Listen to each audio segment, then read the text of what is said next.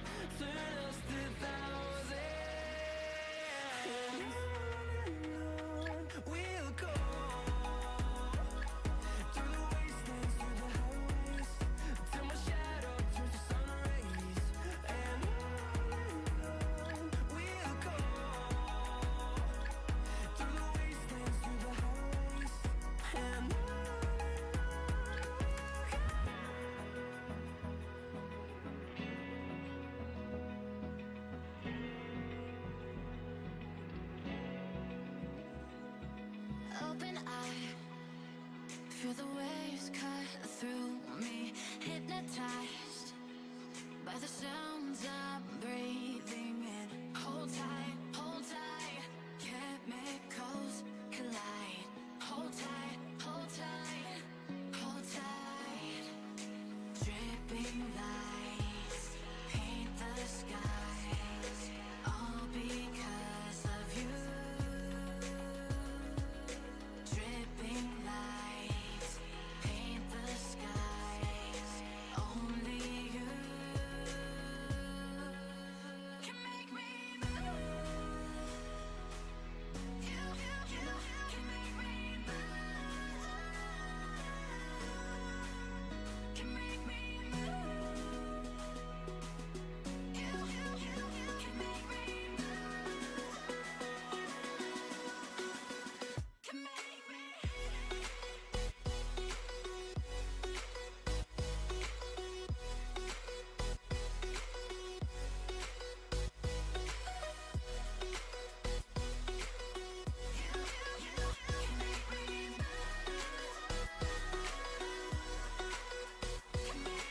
So alive, make it last forever. Stop in time, yeah, I'm surrendering. Hold tight, chemicals collide. Hold tight, hold tight. Dripping lights paint the skies, all because of you. Dripping lights paint the skies, only you can make me move. You can make me move. What's going on, Rob? Thanks for stopping in, brother. I'm chowing down on a skirt steak. That's why I'm not on screen yet.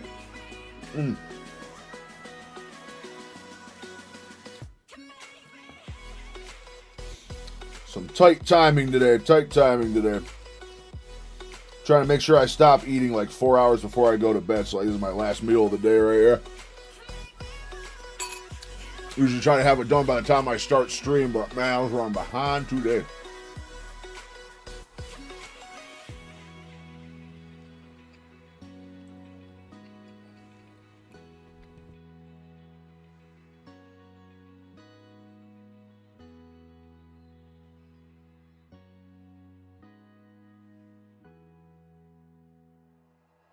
Like you, be strong to hold the powers of the sun.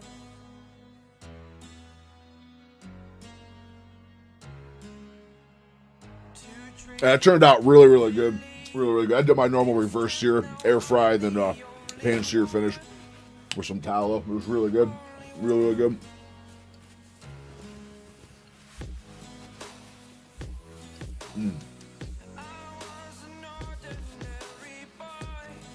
Fucking pumped for Christmas, man. Family's doing prime rib for dinner. Can't wait.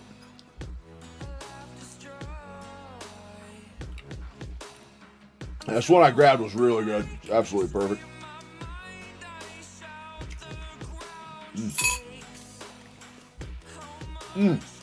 Shit, that reminds me, I gotta pull a roast out for tomorrow.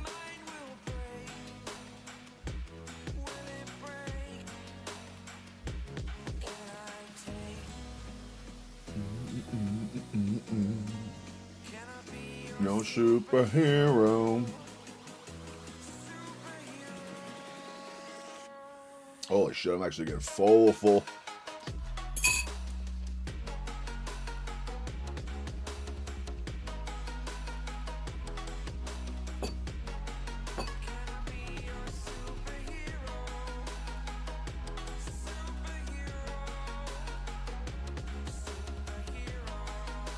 It turned out a little tough.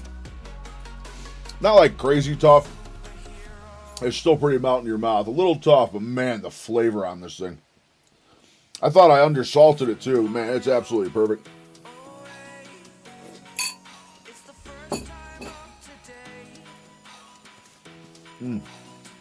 Super juicy.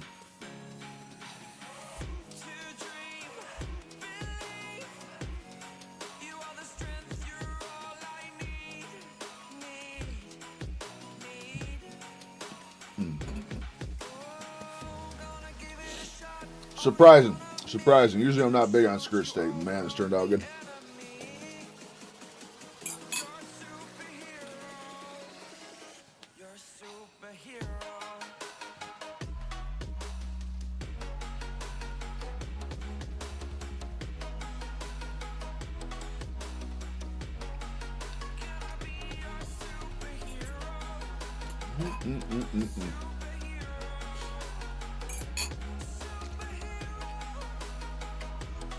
Which is good. I needed a positive motivational boost after that weigh-in today.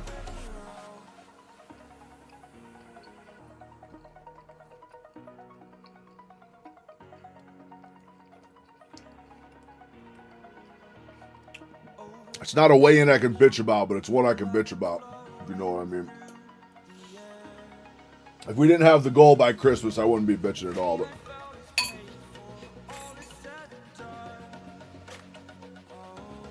My God, why did that end up so juicy? It's so good.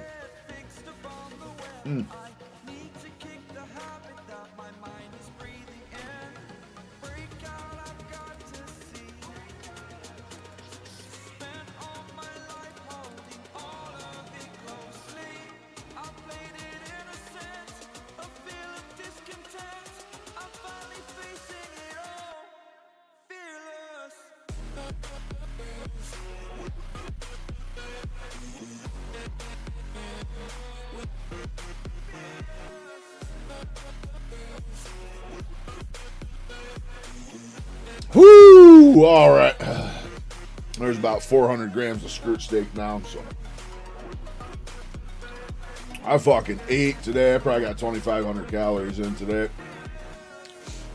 I have a man on Instagram begging me to eat carbs right now. Saying I need them. Please, just go get some chips or something. You need carbs. You need the energy. Your body needs the carbs.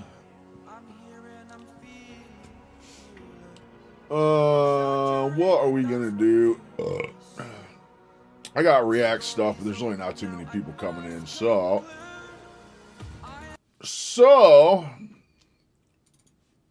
why don't we kick it off with a little Red Dead tonight? It's Friday. I do got some good reaction stuff for later. Sydney Watson has a breakdown of that shooting in Australia. I really want to see what happened over there. I want to finish that RFK concert as well. It's a different roundtable. The Lyme disease section is done in that conference we watched yesterday. I want to see what the second portion's about. If it's something interesting, we'll probably finish that up. But if not, here we are. And if not, then here we go.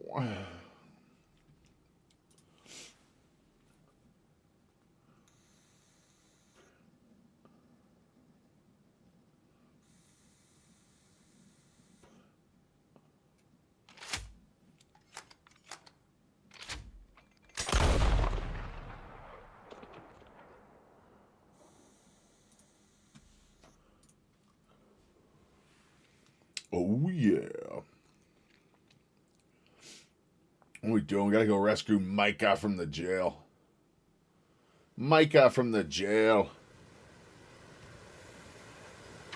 Oh, shit, that's what we were doing. We were playing on the sticks yesterday. We were playing on the sticks, and I want to do that again.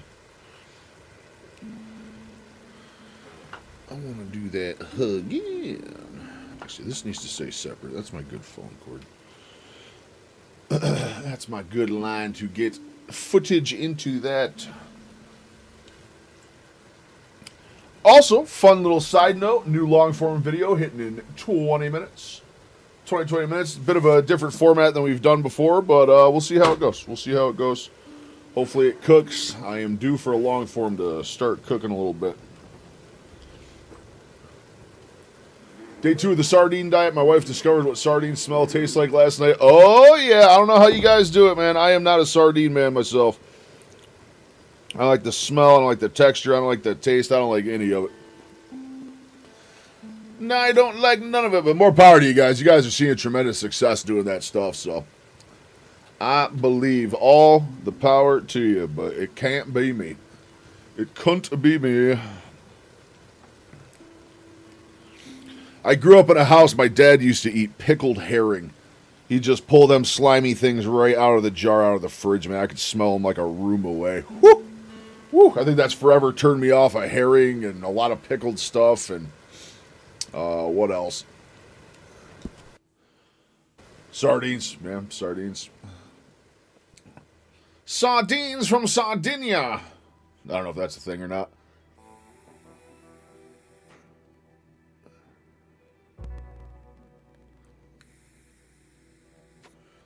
Fair enough. I am planning on I'm going to do a 36-hour water fast here coming up. Just take a break from the meat, take a break from everything. Just hydrate for 3 days. I think I was retaining water today is why the scale was up. They're not up. The scale wasn't up. The scale was still down for the weigh-in today, but not nearly the amount. There are a lot of good ones. Yeah, it's one of them things I just don't try them. I got turned off of them super, super hard, Rob.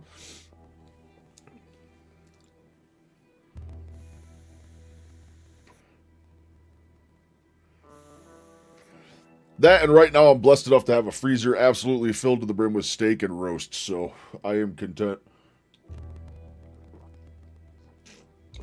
Not a common thing, but for the next week or so, I am absolutely gravy.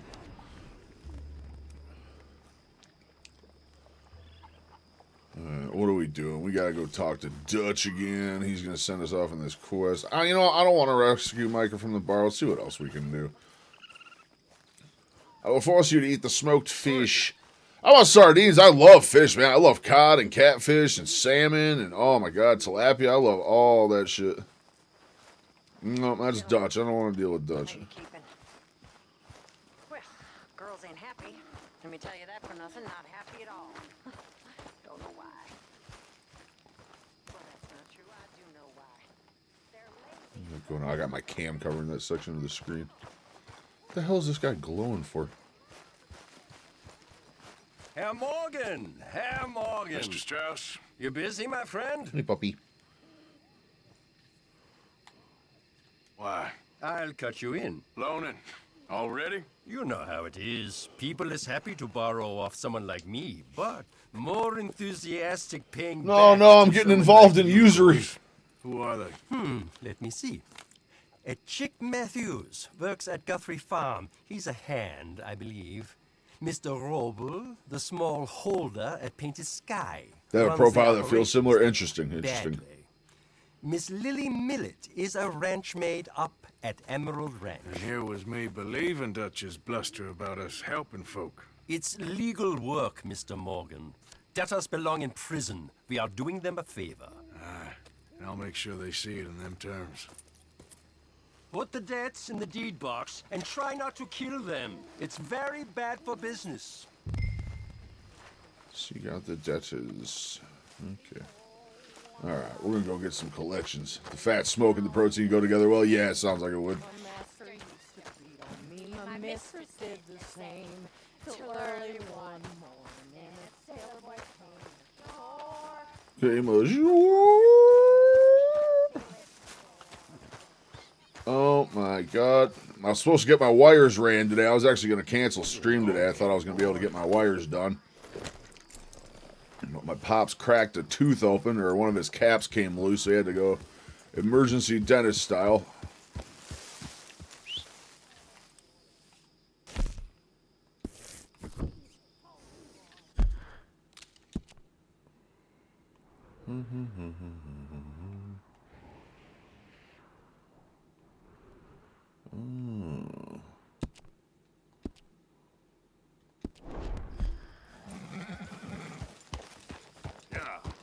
Oh, I'm gonna go collect some money off some ranchers.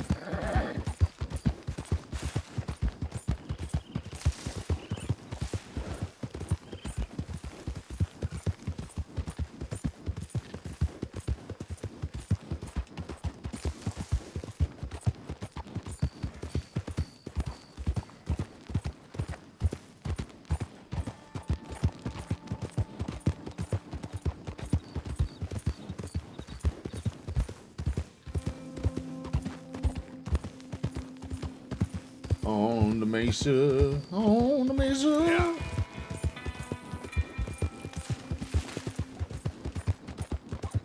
Hold Dutch's chain, Sally! Run him down! Oh shit!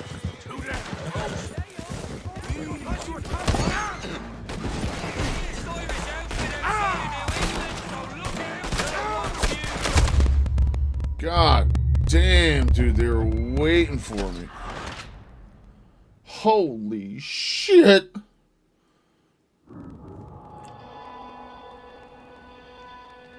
Suppose that's what I get for having a bounty on my head.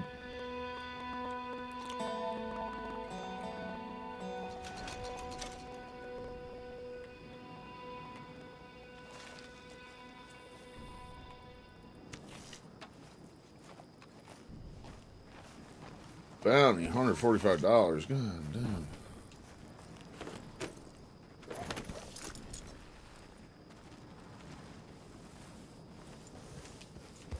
Yep.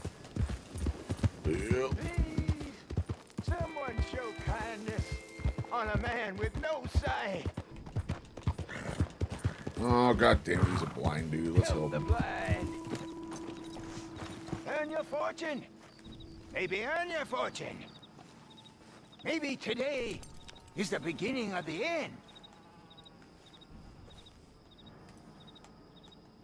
Help a blind man.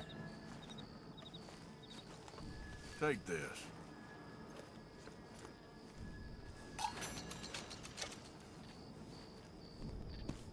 You are not who you think you are, sir.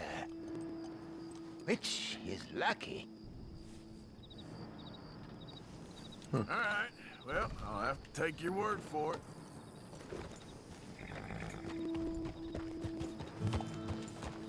I'll take his word for it. We're not what we think we are.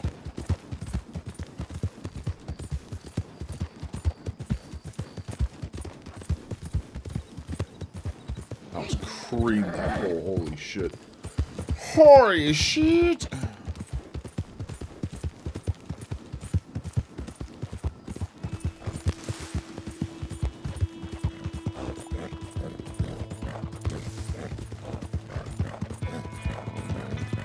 It's another man that wants me dead. Cross! Either way. Hello? Yeah. Please, I'm trapped.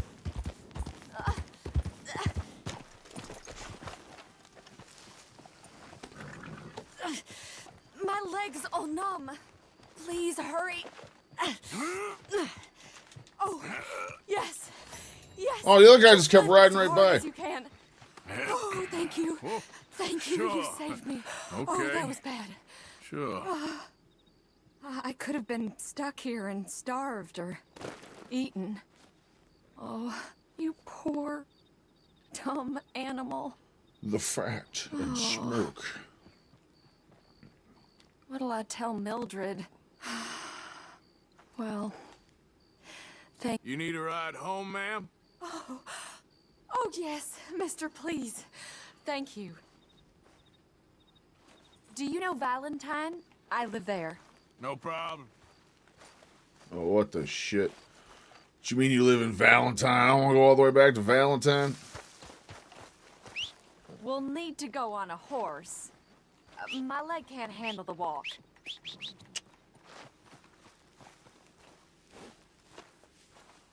My leg.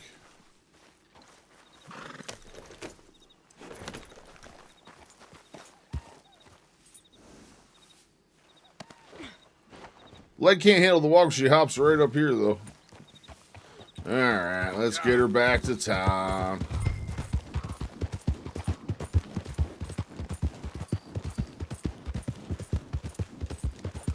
All right. We'll take her back to town before we Stogard Galactic. Stogard Galactic, oh my god.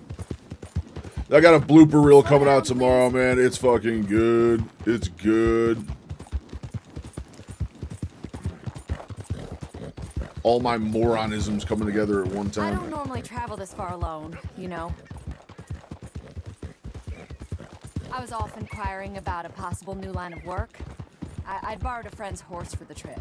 See, my husband... Well, it's just me and my boy now, and it's hard to find work. I'm sure it is. A good opportunity. That's what I'm looking for. Not much work for a woman with a boy to raise. I won't work in no saloon, but I've got sharp eyes and quick hands. Yeah. I was hoping to get a job working as a seamstress. A wealthy man said he'd pay me for the work. Sounds promising. Also doesn't sound real. Oh, you may be right, I suppose. He Hospidos. said he'd provide room and board for me and for my child. He wanted to meet me first. I'd be careful with offers like that, ma'am. I can't afford to dismiss offers like these, even if they do seem... odd. Just be careful is all I'm saying. Yeah. Yo. I may not have another opportunity like this. Now I'll have to pay Mildred back for her horse. It sure sounds like you're in a hard position. You finding me is the only good thing that's happened to me in a long while, sir. Something about the way she called me sir.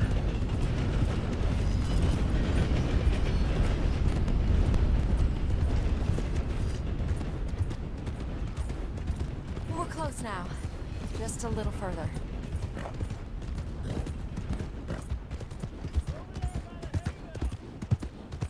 Uh-oh.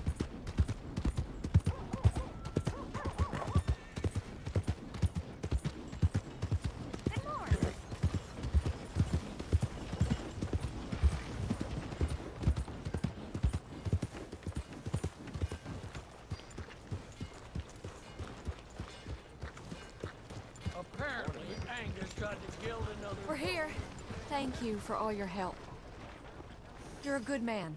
Glad I was able to help. So they reduce your care. graphic settings. I thought I reduced my graphic settings Be already. well.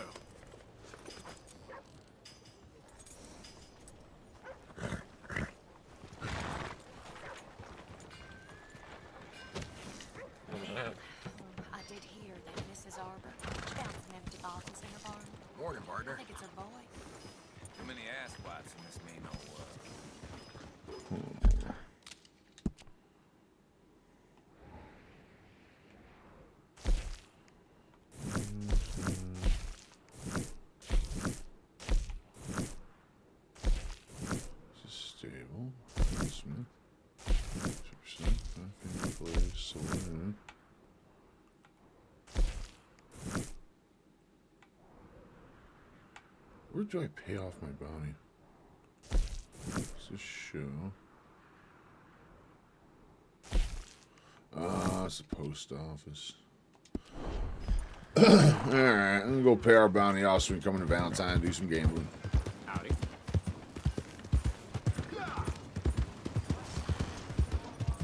The hell is your problem? What's going on?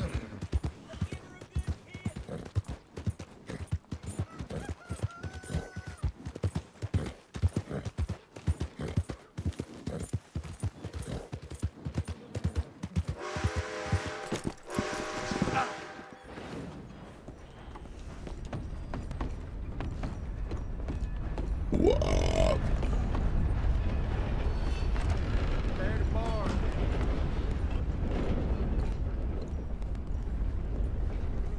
Welcome. How do you do? Costing you a pretty penny to repay your debt.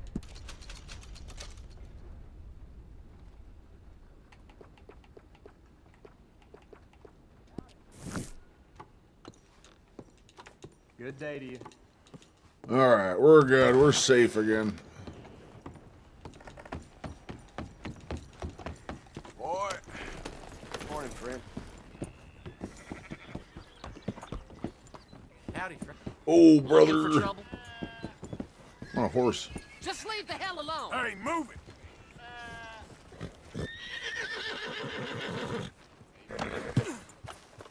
No. Stop getting in trouble. We just paid our debt off. Let's not start a fist fight with the whole gang around. Run him the fuck over there. Sorry. Sorry. Leaving town. It's fine. We're fine. He didn't die. It wasn't murder. He just got lightly maimed. That's all that matters. Maiming people in the mesa with my noble steed. Oh god, I thought I was gonna go over a cliff. I'm so bad at finding cliffs in this game.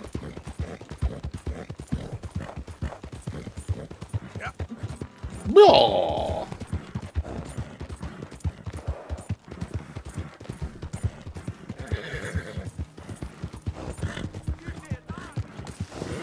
What the fuck did that guy say? Why does everyone in this game say something that makes me want to turn around and just start shooting?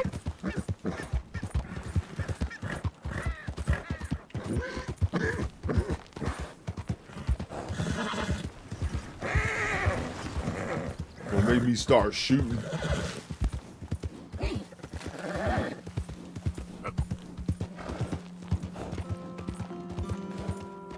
My computer that sounds like a helicopter about to take off. It might be. We're stressing out the old fucking GPU on this one. I think we're stressing the old GPU with the amount of stuff we got going on. This is a labor intensive. Yeah, that's what I meant to do. Settings. Graphics. We still on fucking ultra? Yeah, we are.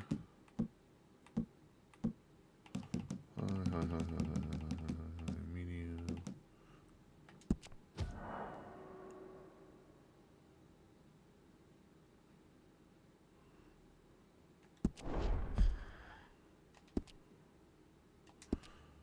Alright, so we went down to high on that. Let's see if that changes anything. I want to run this shit in Ultra. I bet this game looks absolutely gorgeous in Ultra, but me poor GPU cannot handle it. It do not have the power it needs. My little 3070 Ti do be struggling. Is that a fucking jackalope?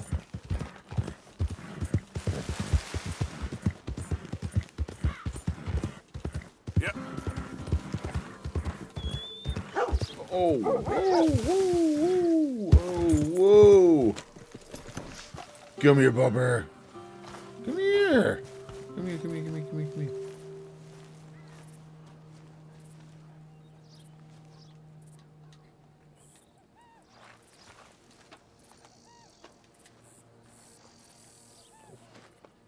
Hello, boy. Yeah.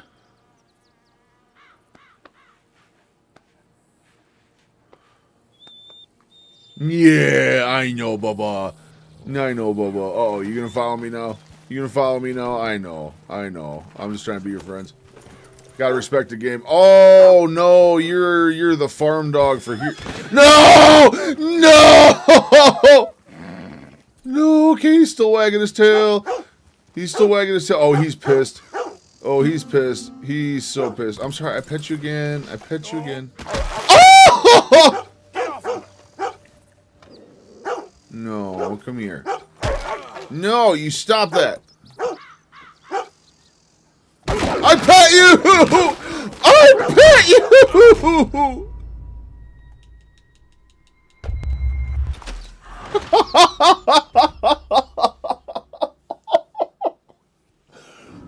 What a tragic chain of events, man.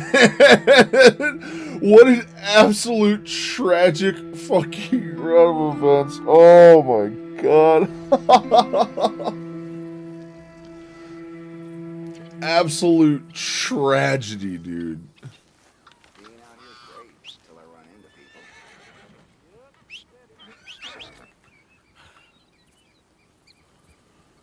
people. Come here, horsey. Oh my god, that was an absolute tragedy. I was trying to pet him again. I never meant to run him over. I never meant to run him over.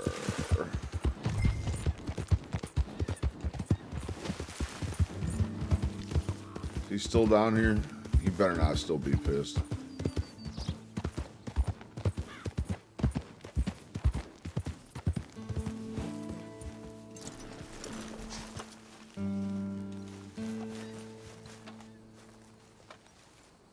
You Chick Matthews? Oh, no, not me, sir.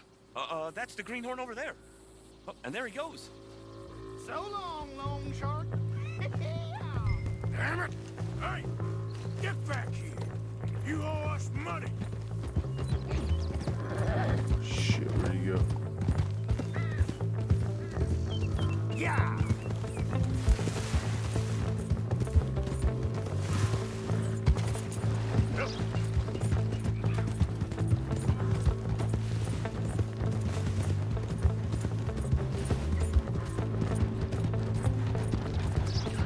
You don't want to get me angry, boy.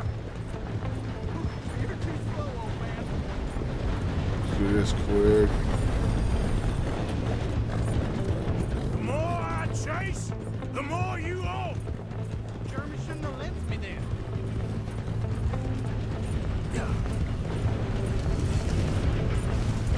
You make me go much further, I'll get more than a debt off you. Leave it, all right?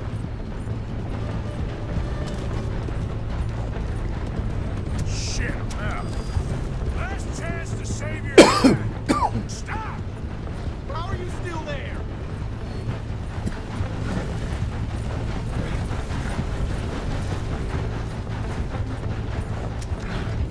Shit, how do I change fucking weapons? I remember how to pull my lasso out.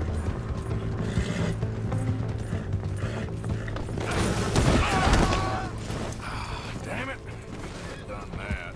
Well, let's hope you got something on you. It's my fault for not remembering how to pull my lasso out. Well, this map better take me somewhere good, or suppose there ain't much I can do.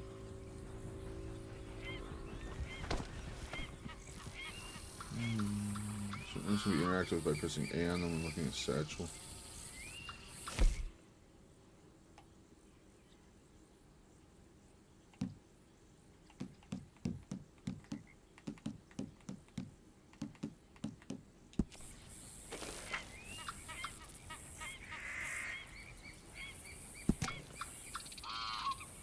Worldly possessions are stored here.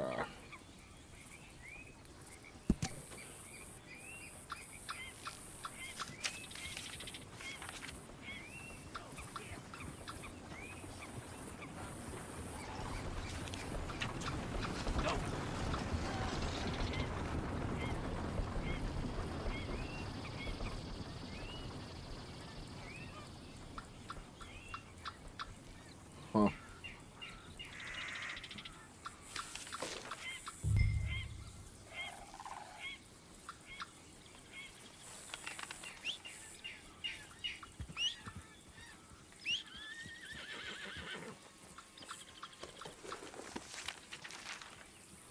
journal.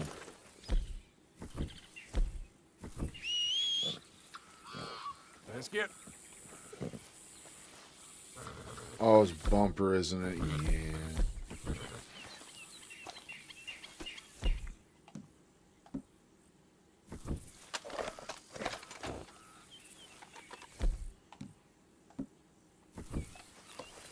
There we go. Now we're talking.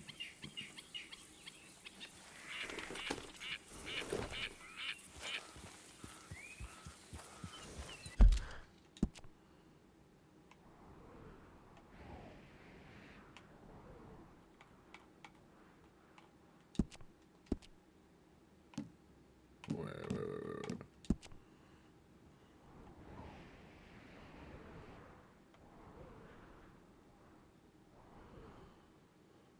So that was up by the cabin where we found the Driscolls. That's up in the mountains where we came from. That's camp. Why is it not showing anything there?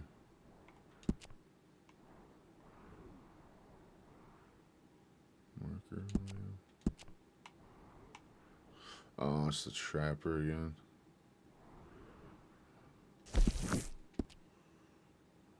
Alright, we'll go to Emerald Lands, try and find. Yep. It's gonna be good if I can't collect off anyone. I gotta stop killing people.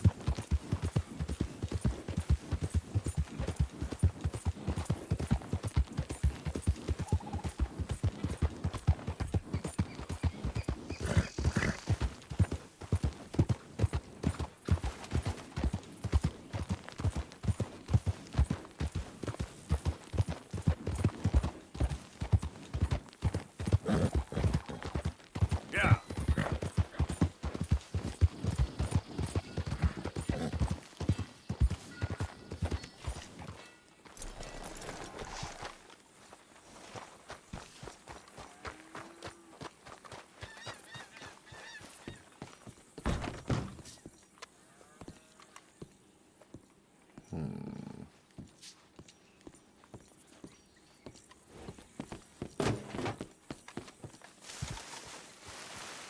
Why does it keep showing a destination over there?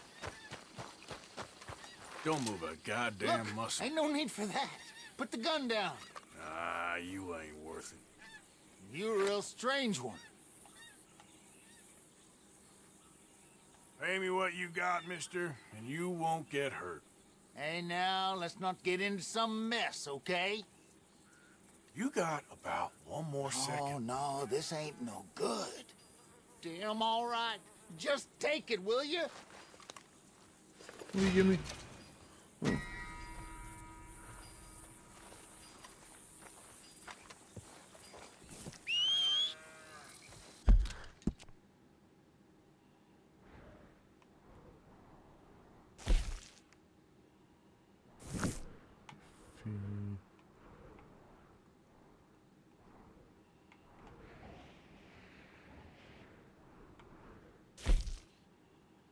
I don't understand what I'm looking for. I guess let's go back over there. I don't know. This game is so very confusing. Yeah, come on, Benny. Come on, Benny. Come on, Benny. All right, boy.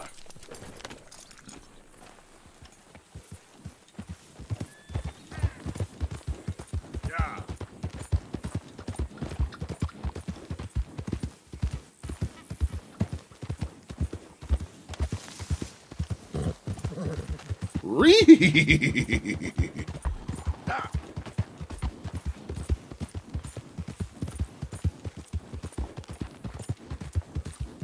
Man, it's not what you call a busy evening up in here.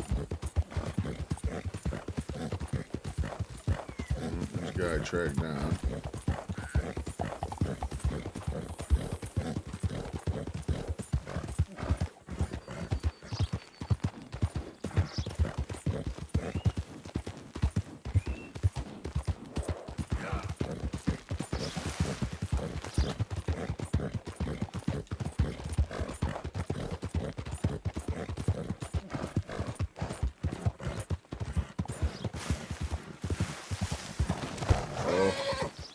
Uh-oh. Why did it take me that way? Easy, horsey.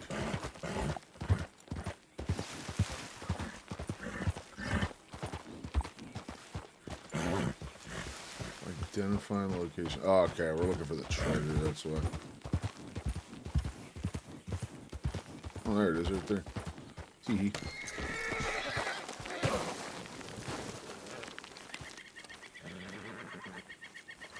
My horse gonna fall?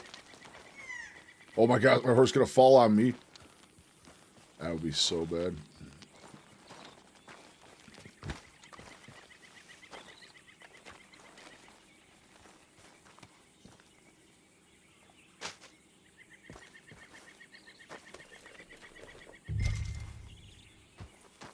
Nice. Come on.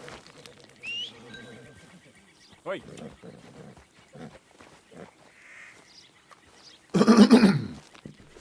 Alright, so we have retrieved the money. Now the real question is, do we make it down this hill without dying from our own horse? This is the real question. Fuck it, full speed.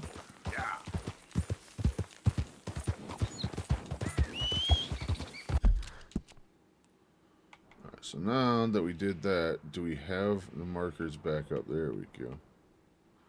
Lily Malay.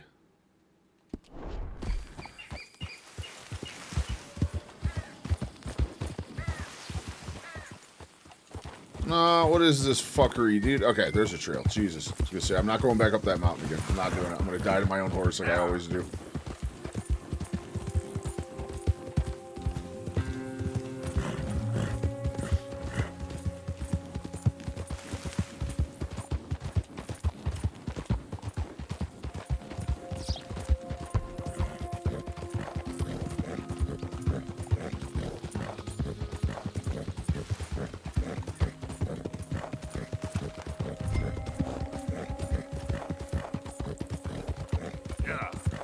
Yo.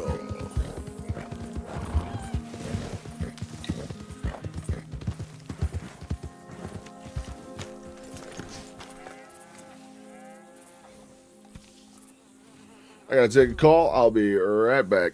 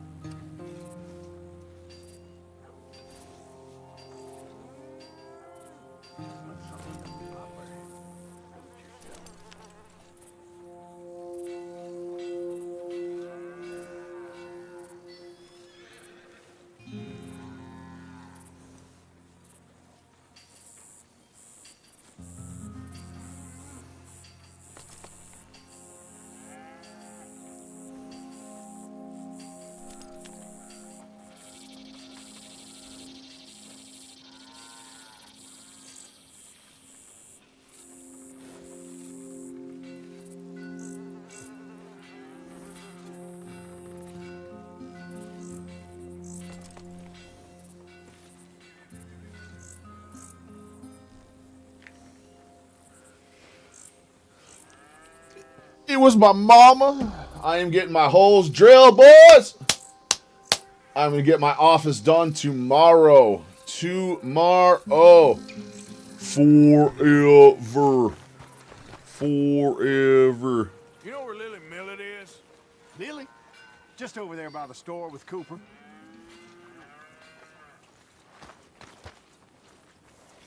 All right, then. So long. That store. Which one's the store? Which one's the store, goddammit?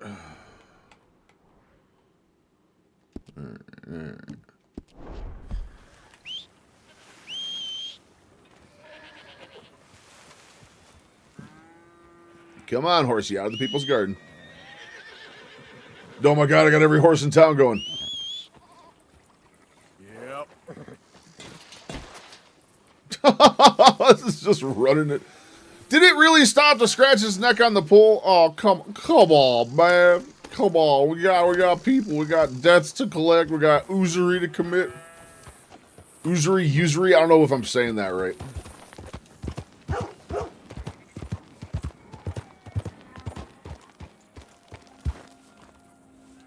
Assuming this is it.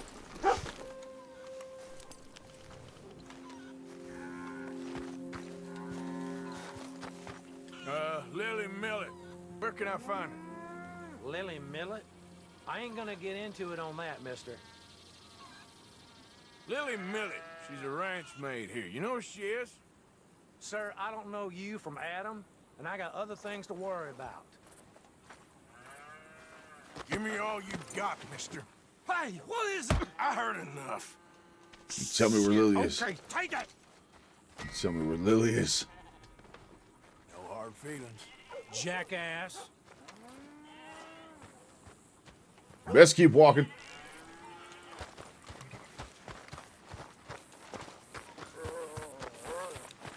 No, I'm not messing with the dog again. We just found absolute tragedy. Absolute tragedy when we messed with the dog last time.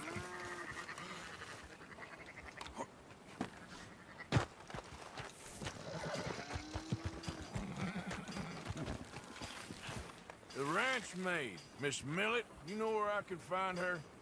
Not sure, but I think I saw her with Cooper earlier.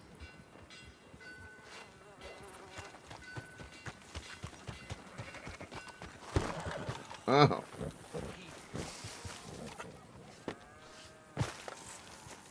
All right.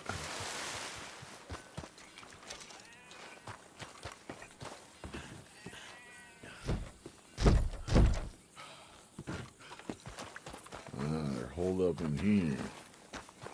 You have any idea of the hole I'm in? Oh, come on! Why's it always gotta be such a goddamn performance with you? Lily, where's our money? What? That loan you took. It's payday. I'm sorry. I don't have it right now. Well, then. I guess we got a big problem, don't we? Cooper, give him what you've got. I ain't giving him nothing except a lesson in damn manners. Bitch!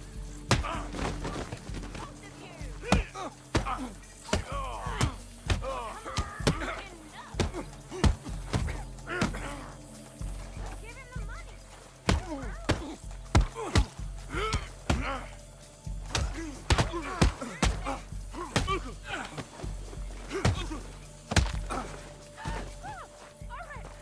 right. He has all my money. I gave it all to him. Just take everything that you find on him and let's be done with it. Please. Be done with it? Be done with it? You just got me jumped. Damn this! Can't a man have some peace? Nope. Nope. No witness. You insane? You're insane! No! Please! Don't do this! Not worth the risk. Come on, horsey.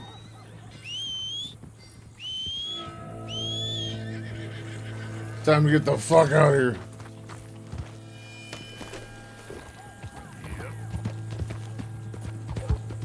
Out of the damn way! What you get, shitbird?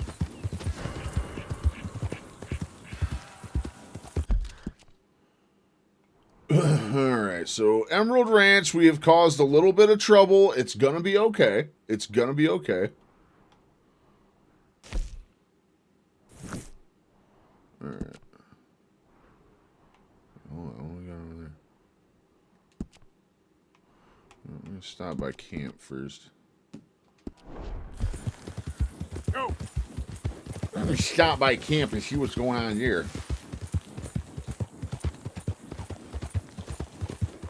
Papa's gonna get his hole drilled in the morning. Wait a minute. That didn't come off right. Yeah.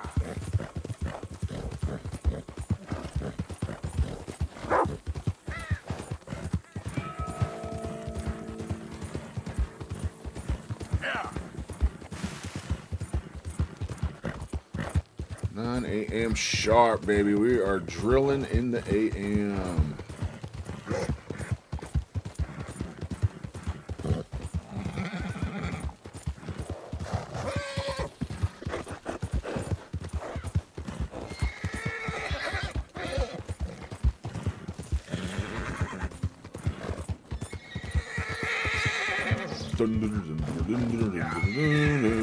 Oh, I'm only worth $5 over to New Hanover.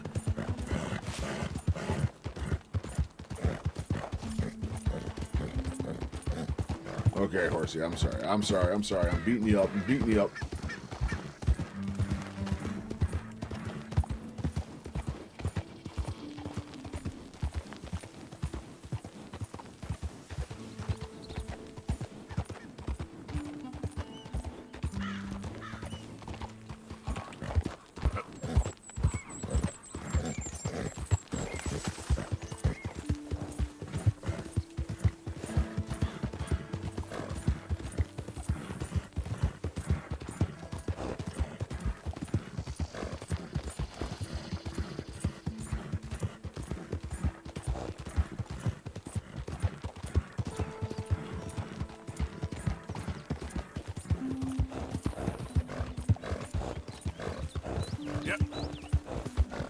Yo! Yeah. Oh, my poor horse, man. Man, they're gonna jump me. They're gonna take all the money I earn. What's love got to do?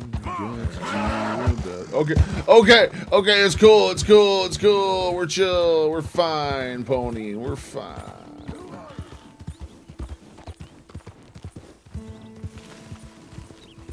Am I back again? Yeah, we're back again.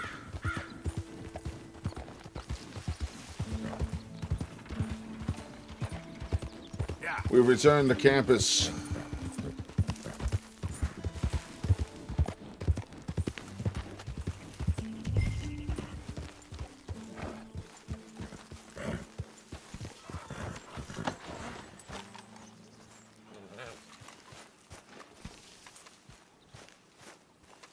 Wait, is he not even here until...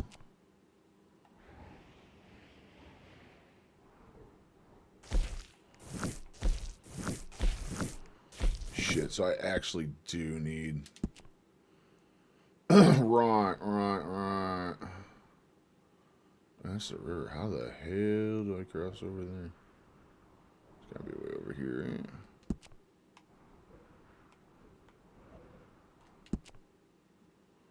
Oh, I guess we just crossed right over.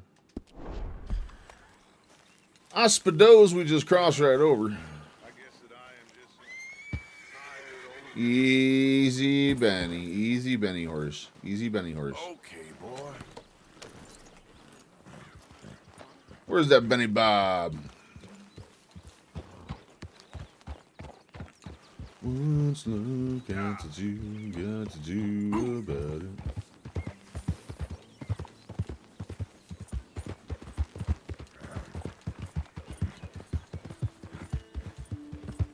All right, this time we're going to try our negotiating skills.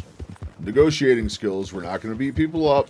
We're not going to point guns at them. We're just simply going to negotiate and get the money that's owed and call it good. Wait, can I cross this shit? Well, that's exactly what I've been looking for. Holy Bambies.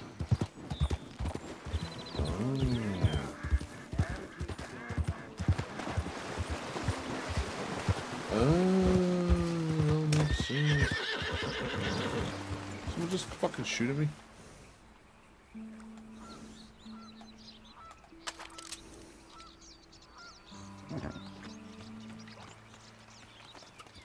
We'll go on that later. I want to holster my gun. No, I don't want to jump off pony. Come on, boy. I feel like we're like 4 hours into this game. I still don't even remotely know half the controls.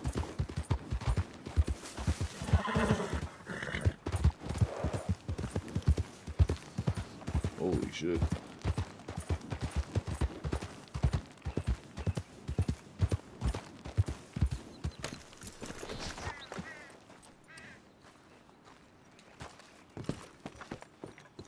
Knock, knock, Mr. Roble.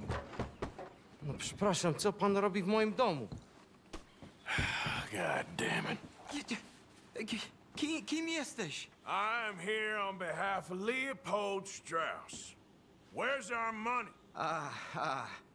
Leopold Strauss. Nie mam pieniędzy. God damn it, you don't speak English, do you? Now, you remember where you're keeping that silver? Potrzebuję trochę czasu. Znajdę ci pieniądze. Oh, still don't understand you. God damn it, you have a debt to Herr Strauss. Pay up! Stop! Już nie mam siły. No. Please, no. No have money, but I have this. It's good. Do it. It's good. It's valuable. It's Warszawa, yes. I have your things, okay? I have anything in here or out there. Yes. What you got behind there? Co? Przepraszam, nie rozumiem. Move aside. Better be something somewhere. Prusakom nie można ufać. Amerykańcom też. What do we have here? Moja obrączka, nie! Just keep quiet.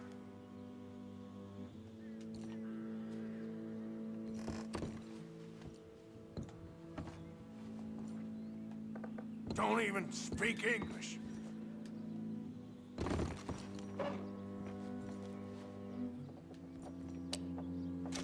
No. No. Yes, No, yes, no. yes.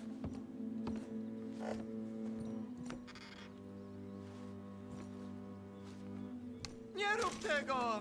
I must eat, proszę! Okay, that should about cover things.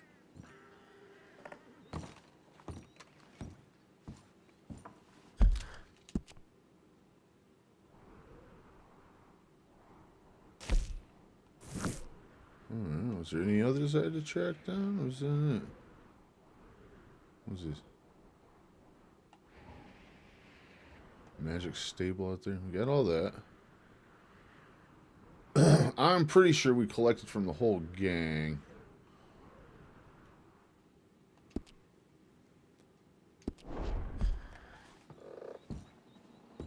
Wow. I'm gonna keep poking around.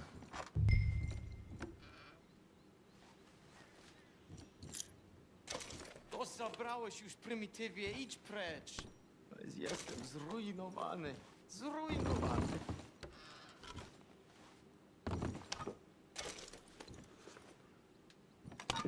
Yeah.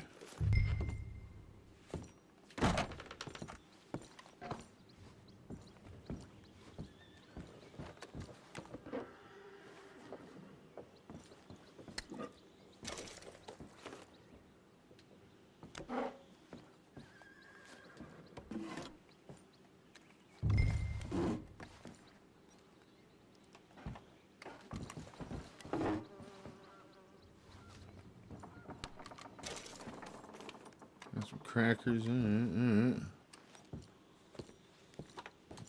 it. I want to steal his jacket. Why can't I have the jacket? What's in your jacket?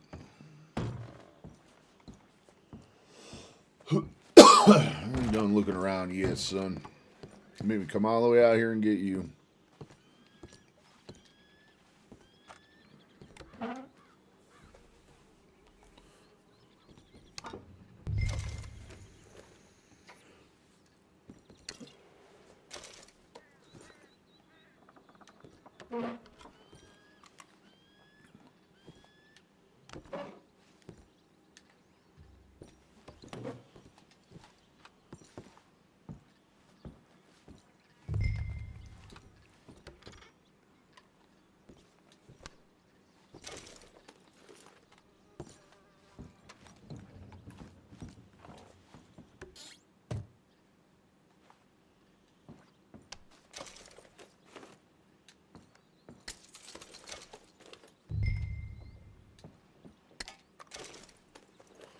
We love that. We love that. I need some gun oil. I gotta get my guns fixed up.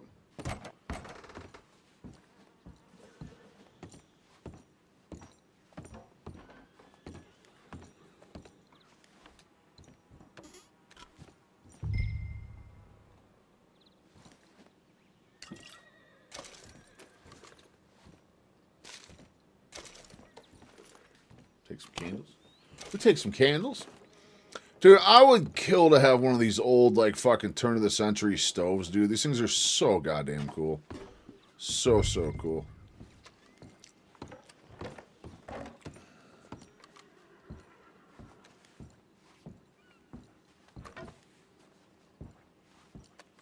Oh, give me that cast iron, though. Alright, we've taken enough from this filler. Jump, goddammit.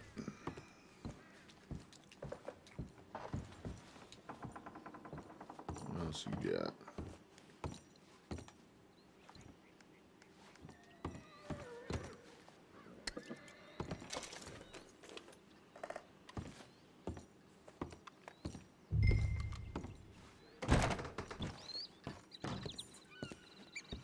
So I can have anything out here too. What else you got?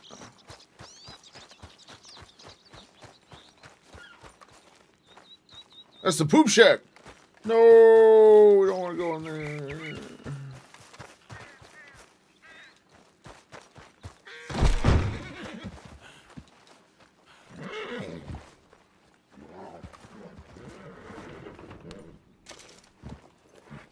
Work. Pile of poo, we don't want that. Definitely don't want that.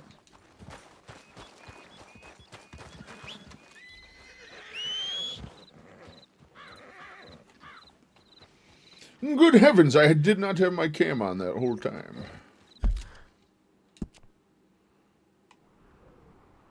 Oh, back across here.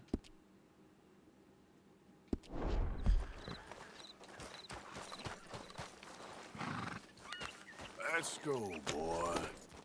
Let's go, boy.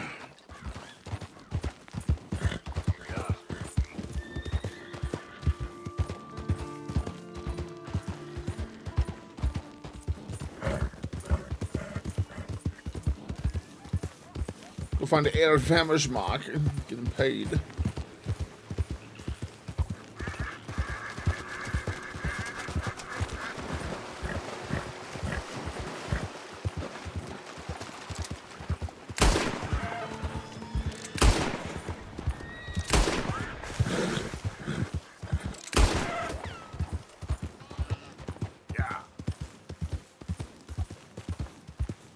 Where'd it go?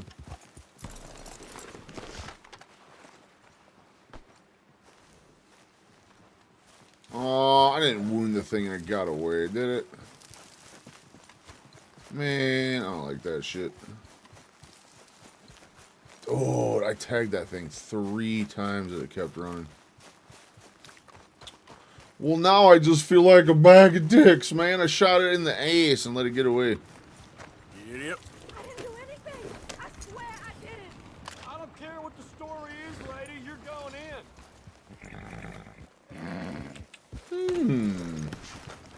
Dunking bitches? We dunking Karens down here?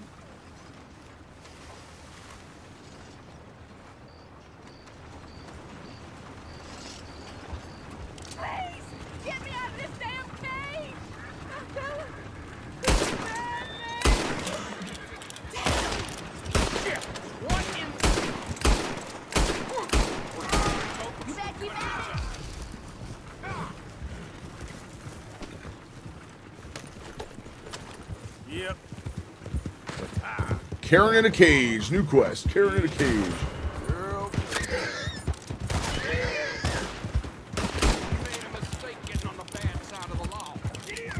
Oh shit, dude.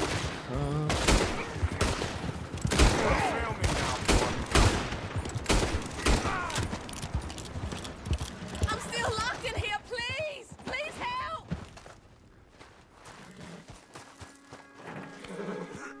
Please, please, please, please, please break the lock!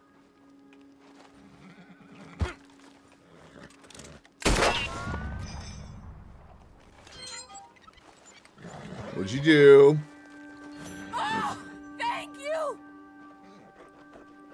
Maybe I know something you find interesting. My way of saying thanks. One of my husband's friends talked about this crazy old woman that lives north of Strawberry, stashes weapons for Strawberry. her sons, he said. Huh. Anyway, thanks again. I'm gonna get on out of here. Keep your head down. Don't trust anyone. Now go. Okay, boy. Giddy up. Let's get out of here, Benny. We got the law on us.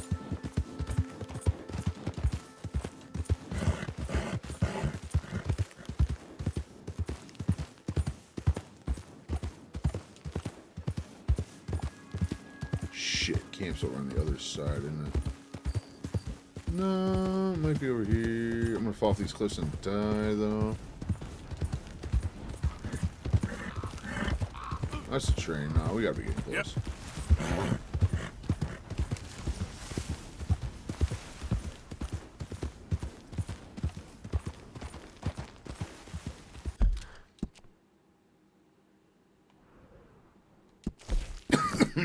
Alright, so I want to go back up.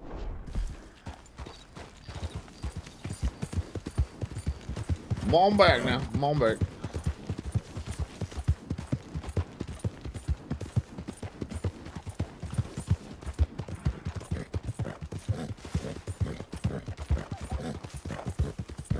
Who's that?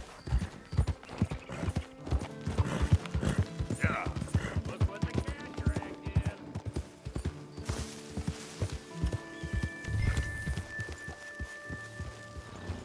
Alright, where's Captain Usury?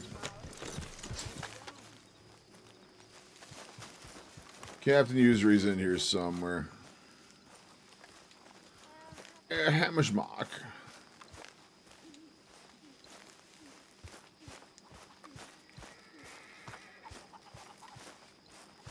Where's that little wienerman?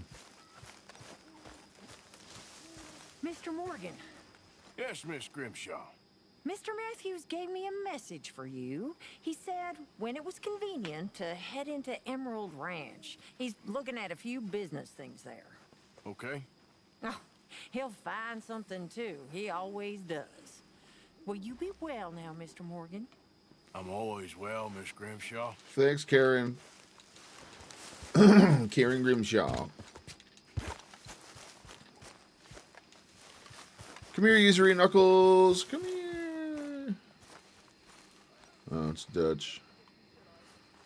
Where's the Usury man? Where do I give him all the money back? You know, you could get out there too, Dutch. Am I sensing ideas above your station again? Man, I don't trust Dutch. There we go.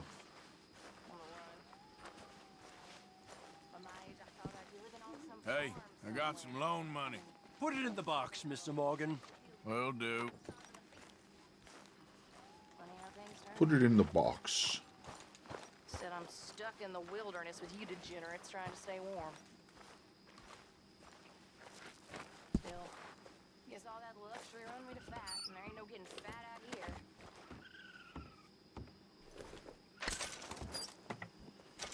Not bad, not bad.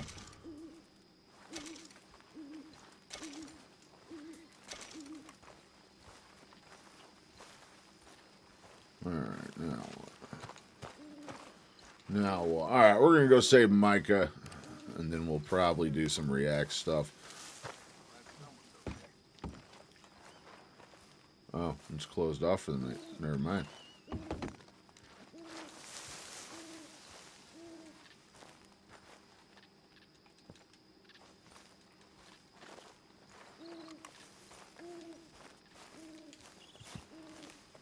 Fuck it. Sleep it off.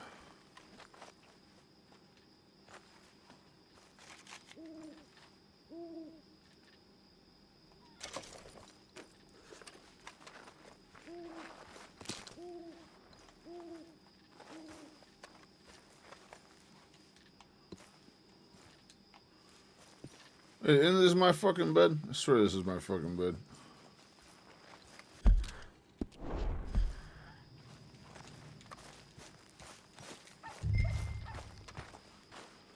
Alright, we got back to camp. I think we're gonna call it there on Red Dead.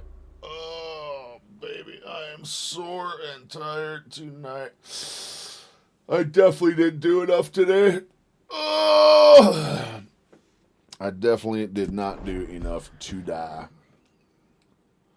Took a cruise into town, wandered around for a little bit, but I was really about it. Truly and really and literally about it.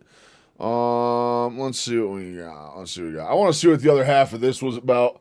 The RFK Lime conference from yesterday. There is a second part. We're going to see what's going on with this. Everybody, this morning or earlier this afternoon, we had a panel of physicians and patients, and we focused on those issues. This afternoon, this session, we're going to focus on innovators. And I want to thank all of the panelists for being here. I'm very excited to hear there's still Lime. Cool. of what you're going to tell us about what is on the horizon. And I want to start by introducing Senator Suzanne Collins from Maine, who's had a long, long history of leadership on Lyme disease, and she was one of my inspirations for getting this panel up and going. So I want to start out by allowing you to introduce the group. Thank you. Well, first, Mr. Secretary, let me thank you for shining a spotlight on this disease and convening this round table and inviting so many people who care so deeply about being here. It's also wonderful to see one of my constituents, Dr. Honey, who is part of this effort as well. We've talked many years ago, and it's wonderful to see her today. The state of Maine had a record number of diagnosed Lyme cases in 2024. It was 3,218. And I'm pretty sure that's every state north of the Mason-Dixon line. It is so bad up here with the Lyme infections. It is absolutely terrible. Absolutely terrible. Mentioned the word diagnosed cases because the actual number of cases is undoubtedly much higher. The projections the ones you are know that about. This year's total will be even greater. We know that early and accurate diagnosis can reduce costs and improve prognosis. The problem, however, is that there are still few effective diagnostics on the market. The Lyme Innovation Accelerator, or LymeX, is an essential tool to help identify and develop next-generation diagnostics. So I commend HHS for its commitment to re-energizing LymeX, accelerating the research on tick-borne illnesses. I also want to salute the Stephen and Alexandra Cohen Foundation, the largest public-private partnership to combat tick-borne disease, because they augment the federal efforts and accelerate the discovery of diagnostic tools, testing, and implementation. Diagnostics is the biggest thing. You catch Lyme early, you treat it, you win. It's that simple. Chronic is completely eradicatable as long as you have good detection and you catch this stuff early. That's the problem. It's just the tests are not good enough. The testing standards are shit. I saw something a few years ago as well that essentially the panel that certifies which is the standardized test for Lyme disease, that like 3 of the 8 doctors on the list all had fucking ownership of the company that made the current test, which, man, that doesn't sit right with me. Doesn't sit right with me. The Fiscal year 26, Senate version that funds the Department of Health and Human Services maintains $5 million in funding for the LymeX program. Funding will be used for exciting new developments in Lyme disease diagnostics and treatment. It is also very important that the Kay Hagan Tick Act, which I first introduced in 2019, be reauthorized. She was a colleague of mine who sadly died of a tick-borne illness. Currently leading the Kay Hagan Tick Reauthorization Act. Sorry if that's loud. I'm blasting my PC out here real quick. The bill has 22 bipartisan co-sponsors. It passed out of the Health Committee by a vote of 20-1. Unfortunately, it's being held up by one senator. I'm still working on him. Who is it? But the original Kay Hagan Tick Act, which President Trump signed into law in 2019, has led to some measurable successes. It had. So we like to hear. I'll be right back. I've been waiting for a package all day. I'm just going to check if that's at my door quick.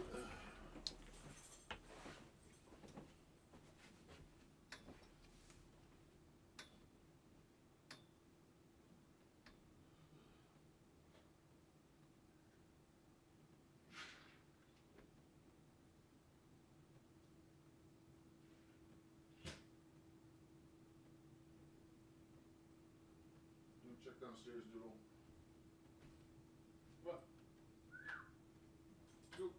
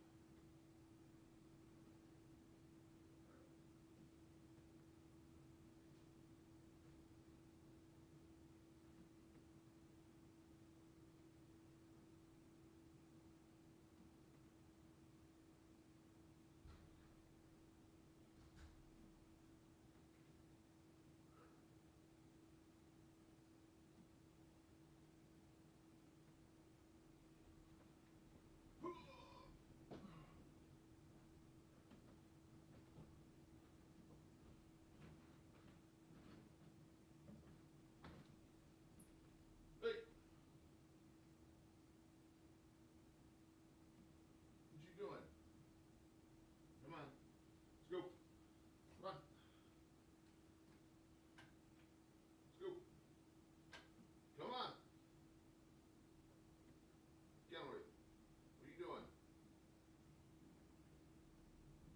Go. Come on. Hey, get up here. Oh, what are you doing?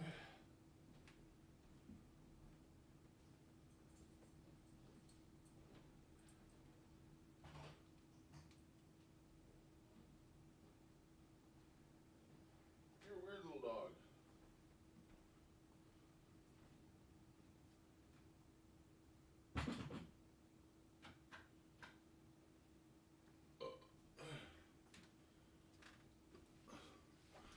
Man, this is some bullshit. I've been waiting all day for a package to get here, and it still has not arrived. Three components. First, it required HHS to develop a national public health strategy to prevent and control vector-borne diseases. It identified 4 outcomes to help guide public health activities toward measurable and meaningful impact. And one of these outcomes, eliminating deaths from Rocky Mountain spotted fever, has been achieved. The national strategy also calls for the number of laboratory-confirmed Lyme disease cases to be reduced by 25% by the year 2035. It's important to set that kind of goal. The Tick Act also reauthorized regional centers of excellence in vector-borne diseases. Vector-borne diseases. Together, These centers have supported more than 225 vector-borne disease prevention and control research projects and contributed Fucking dog's going to the nuts. scientific evidence base with more than 600 publications. It's also trained healthcare professionals, and I think that that is really important. Finally, the TIC Act funds CDC grants to state and local departments. That was $19 million across 65 jurisdictions. Thanks to the TIC Act, the number of jurisdictions able to report tick surveillance data increased from only six health departments in 2019 to 44 in 2025. It's very important that this bill be reauthorized so we can continue our work. I do want to mention, with a bit of pride, some work that the state of Maine is doing, and then I will conclude, I promise. First of all, the University of Maine has a tick lab. Yay. It is Clean so PC. important because we have so many people who work in the woods each day. Think of our loggers, think of... Oh, so that's all Maine is. Loggers, fishermen. That's all it is, outdoorsmen. I mean, the fishermen don't have to worry about it. But huge logging industry up in Maine. There used to be a History Channel logging show I used to watch all the time. I forget which one it was because there was like 4 different ones. It was all about Maine and their tie into like Montreal and stuff and all the cross traffic going across. Half of them speaking French, half speaking English. Seemed like an utter shit show. Absolute and utter shit show. Game wardens, for example. And the University of Maine has developed this little tick case that they can send a tick to the lab where it can be analyzed. See, this sounds so good in theory that instead of testing yourself, you test the tick and they can see if the tick itself carries Lyme disease. Well, number one, removing the tick ain't easy. A lot of the time, as in my case, my first bout of Lyme disease, I never even knew I had a tick bite. That's the problem. In theory, it sounds really good. And if you pull the tick off of you and are able to keep it and send it out for tests, then that's really good. That's fantastic. But it doesn't happen in every situation. It absolutely doesn't happen in every situation. Half the time, if they're super embedded in you, if they get their whole head embedded under your skin, good luck keeping that thing in one piece, getting it out of there, too. You just got to rip those things apart to get them out. For pathogens. I think that's really important. They also do a lot of education, teach people how to check themselves for ticks. Although I will admit that my husband and I still have not figured out how to easily identify ticks on our black lab, who is very fond of bringing them into our house and transmitting them to us. Just to give you an idea, the tick lab at the University of Maine tested nearly 5,000 ticks from all 16 of Maine's counties and 398 towns. So it has been extremely... How many, though? I want to know the percentage on how many tested hot, though. In addition, one of the most important tools that I hope will continue to research to combat Lyme disease is a vaccine. We did have a Lyme disease vaccine on the market in the early 2000s, but it was pulled. As Lyme disease cases have skyrocketed, I think that this is something that we need to continue to investigate with clinical trials that are currently underway at Maine Medical Center's Institute for Research. So I look forward to continuing to work with the HHS. And again, I'm grateful to the Secretary for inviting me to participate today. Thank you. Thank you very much, Senator Collins. Senator Collins has to leave, has a heart out. Bro, they took like an hour break in between these fucking round tables and they still couldn't get the goddamn speakers working right. I'm trying to see who's at this table if I recognize anyone. I'm really surprised Dr. Danielle Cameron wasn't here for this. I truly am. She has a heart out at 4:10, so we're going to have to I'll let her go. I'm going to turn this over now to my Deputy Secretary, Jim O'Neill, who is going to introduce the panelists. Thank you very much, Mr. Secretary, and I'd like to echo the thanks for Senator Collins for her longtime leadership on this issue, which has had tremendous value and given a lot of momentum and encouragement to many of the other people in this room. All Americans deserve to be healthy and happy and prosperous, of course, including Americans with Lyme disease. People with Lyme disease also deserve respect and acknowledgement that they are truly suffering from real disease. And we are all working to make that happen as well. As the Secretary said in the first panel, many of us were in Martha's Vineyard in September, including Jay and me and the Secretary for Tribal Advisory Council, and we heard from the Wampanoag tribe in Martha's Vineyard about the explosion of Lone Star ticks in Martha's Vineyard. So tick-borne illness are very much on our mind this autumn and in our hearts. Also Y'all in remember when September, Obama's this chef room, drowned in Martha's the three of Vineyard in us like and 2 some feet of others water? Issued the Maha Strategy Report. Obama was covered in bruises? I remember. All of us at HHS I are working remember. hard to fulfill all 120 commitments from that report. One of those directives calls on HHS to use artificial intelligence to reduce the economic burden of chronic disease. And this event shows that we're not waiting for the new year to act. I would now like to ask our distinguished panelists to introduce themselves with name and title and what you're doing to work on Lyme disease. And we'll start on my far left with Dr. Bransfield.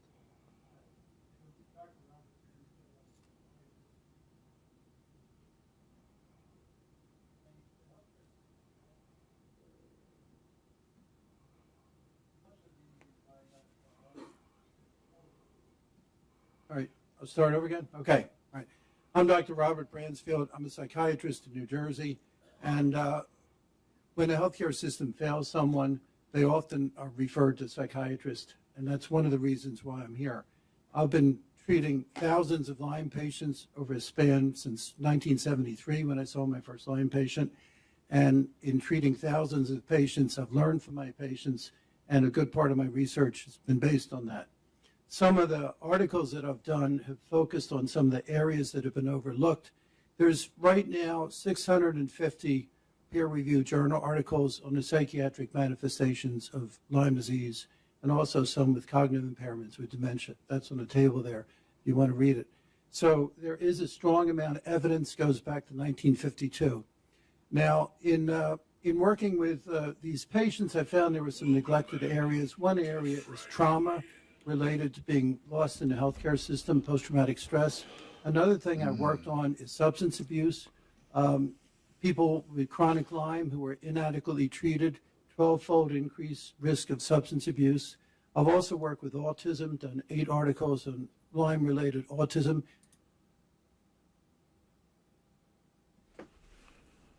I'm so sorry. But what did he say? It's not just Lyme, but there's 20 infections that I see associated with autism. It's a infection, genetic susceptibility interaction that's immune mediated. Then I've also worked with people with suicide. That was an overlooked area, and that comes up a lot. People don't die from Lyme disease from arthritis. They die from suicide or drug overdoses. I've also worked with patients who are violent. That's been a big issue. And homicides, dealt with homicides, tried to prevent them as best I could. Wasn't always able to do that. And then a big thing in looking at Lyme disease is that it's a clinical assessment is more critical. Right now, these are complex interactive infections. There isn't a simple lab test. And in psychiatry, we don't make a diagnosis of depression or anxiety with a lab test. We make it with a thorough clinical exam. Sir William Moser said, if you listen long enough, the patient will give you the diagnosis. And that's what we have to do. And we really can get that. So I've developed a clinical diagnostic system that anybody can use. And I've also developed some educational videos that are on the internet that anybody can listen to learn about that. It's good to educate other mental health care workers in this area. Now, my recent journal articles, one was looking at the entire connection between infectious disease and mental illness. And that was one article. Another article which I did with the Lyme Biobank out of the Bay Area Lyme.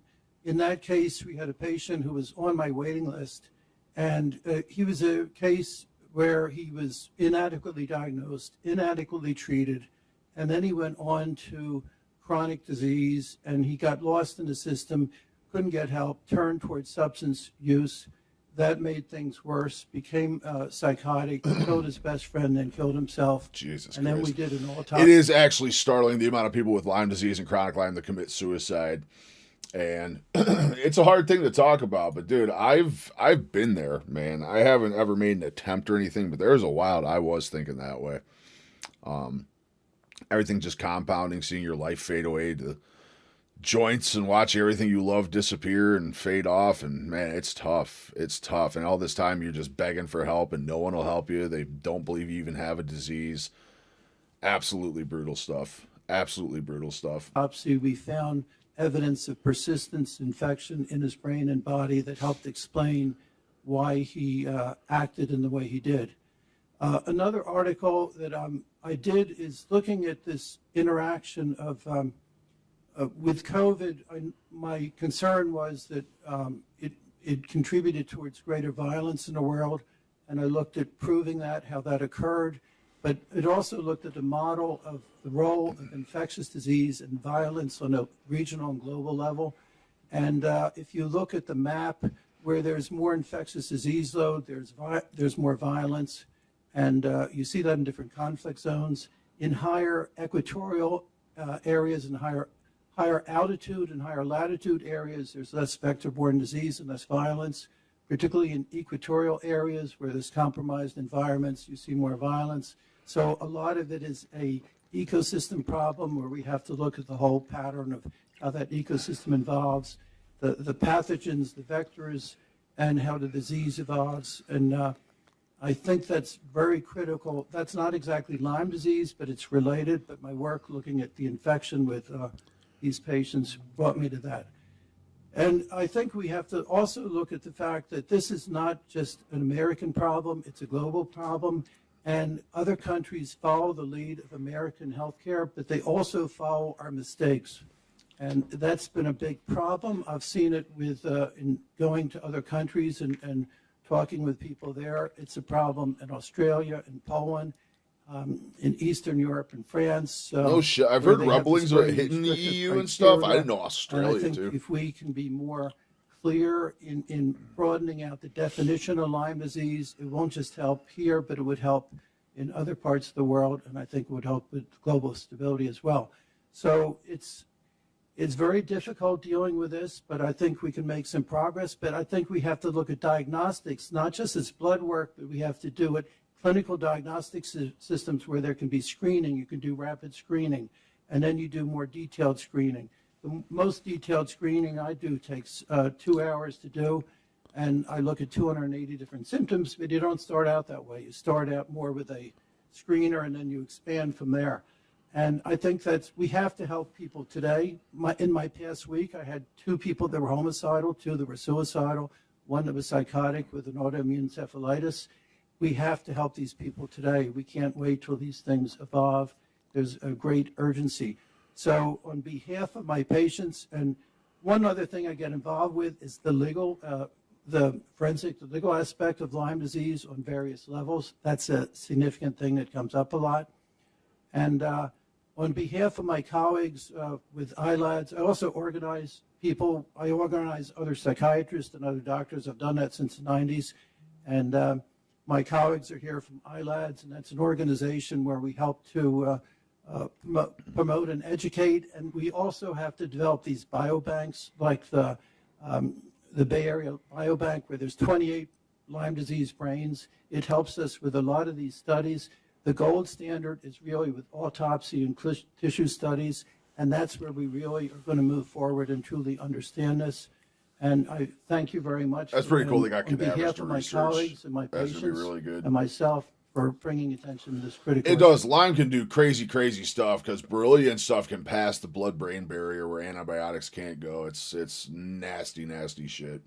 Nasty, nasty shit.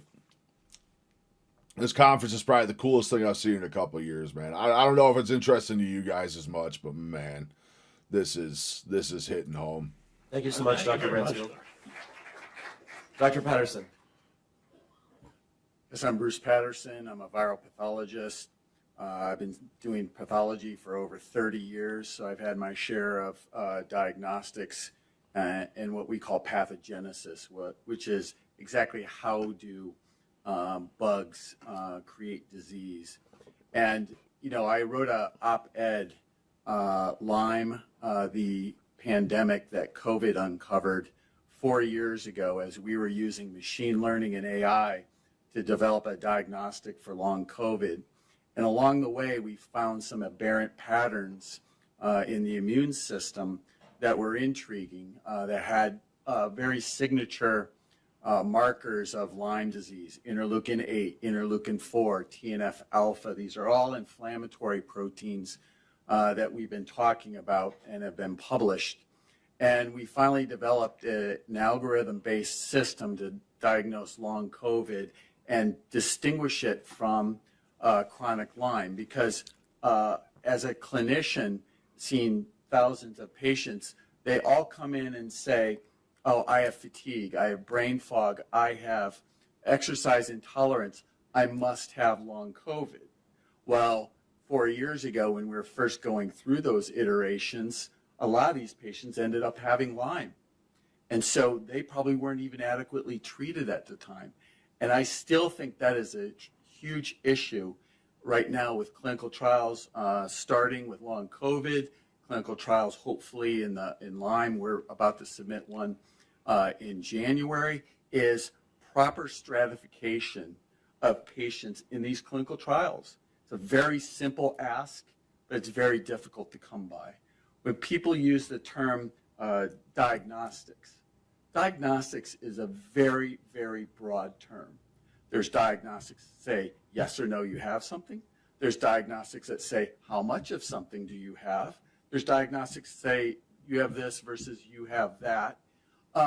Or most importantly, in the Lyme context, the need for a diagnostic to say, is the bug active? Is it actively replicating? Or is there evidence of past infection? And I'll add a third condition that we just discovered, that much like in long COVID, there's retention of the pathogen's protein in white blood cells called monocytes that are nothing more than fragments. Bro, that of wind is protein and nucleic acids. whipping out there. We just found the same thing in Lyme. In other words, We got the found power that there outage were flashlight ready. It's probably coming. If I disappear into the void, gentlemen, it's probably because the power we went show out. that those white blood cells We're going to are have about 30-mile-an-hour winds all day. They're producing all the inflammatory proteins that cause these extensive symptoms: brain fog, fatigue, joint and muscle pain, etc. We all know what those symptoms are. But the fact remains that there may not even be a replicating bug to treat with an antibiotic in certain cases. And that could be another potential mechanism for chronic Lyme that we have to look at. It may not be all about antibiotics, but immune modulation. We've been using one in particular called Maraviroc, which reprograms these white blood cells away from a pro-inflammatory phenotype. These cells also are able to migrate through the blood-brain barrier and cause neuroinflammation. So we have to think of this differently as organism, disease, treat the organism, the disease goes away. What I tend to approach Lyme as doing is treating the bug and treating the chronic inflammation that results from the bug. And that could be due to mere fragments of the bacteria in some cases, but it may be the bug in other cases, and we need to be able to distinguish that. So thank you for your time, Secretary Kennedy. I think by looking at long COVID and Lyme, we've identified from some of the reports that I've seen that these are in the top 7 of chronic diseases in the United States impacting our population and again, the population worldwide. And these are also ones that haven't been adequately addressed from a funding level. So thank you, and I appreciate being here. Thank you, Dr. Patterson. Dr. Tao? I'm Mickey Tull. I'm an engineer. I'm an immunoengineer, and I've been working on infectious... Amino engineer. Sorry if I'm not reacting too crazy much to this. This is just such an awesome watch to me. I'm really trying to just absorb all the information they're putting out there, because this is just great. This is absolutely phenomenal. This is something that's been needed for 20, 30 years. And the fact that it's finally getting focus is just so cool. So cool. We're going to see what happens. We might only stream for about another 20 minutes here. We haven't had active chat here in about an hour and 40 minutes or so. So we'll see what happens. If it starts dying down, I mean, if it doesn't pick up soon, we'll probably stream for another 20 minutes, maybe another hour. We'll see what happens, though. But it's kind of dead. It's Friday night. Everyone's probably out doing family stuff, going out to dinner, having fun. But again, we'll see what happens. Disease immunology for the last 20 years. And the reason that chronic Lyme is an invisible illness is because we don't have the test to measure it.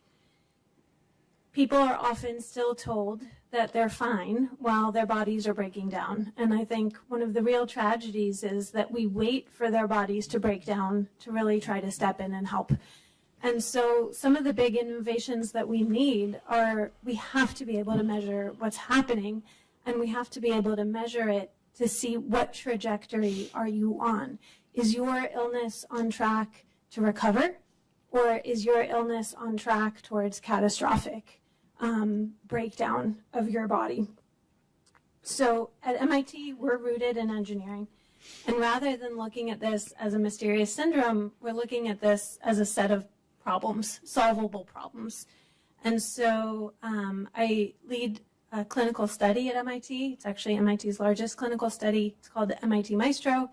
And I've left a handout on the back table, as well as I've given each of you guys to show you some of these features that we can measure. And we are running thousands of tests. We have over 1 million data points per participant. We've looked now we're looking at hundreds of people who have... The fact that they're starting to use AI as a diagnostic tool, that's the shit I like. That's what I like to see. That's what AI needs to be doing. Early detection of cancers, testing, diagnostic medicine. Like, dude, so cool. Radiology stuff. Like, it's amazing what it can do. But now it's stealing all the jobs as artists and video creators and voice actors and all this other stuff instead of doing stuff like that. Well, it is doing both, but man, it's going to be cool what it can do medically. I can't wait to see some of the shit AI medicine comes out with in the next few years. Lyme or acute Lyme, and trying to see if they are on track to recover or not, comparing them to recovered controls.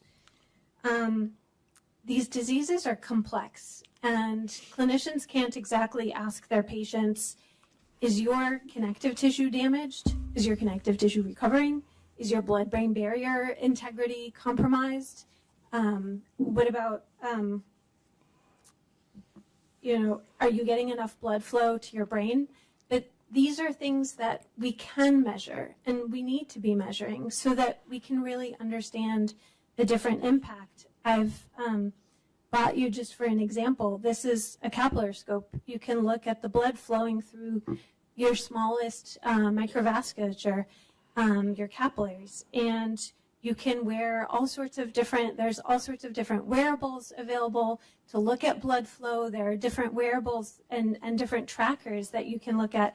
Eye tracking, you can look at voltage, brain voltage, you can through EEG.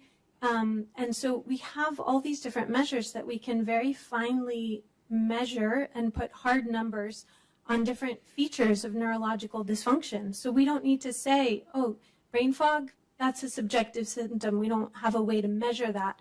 Well, we do have ways to measure neurological dysfunction, and we need to be doing that. And so we're in Maestro, our concept is measure absolutely everything. But the reason we're doing that is so that we can identify the tests that are the most impactful, the tests that we need to move forward with.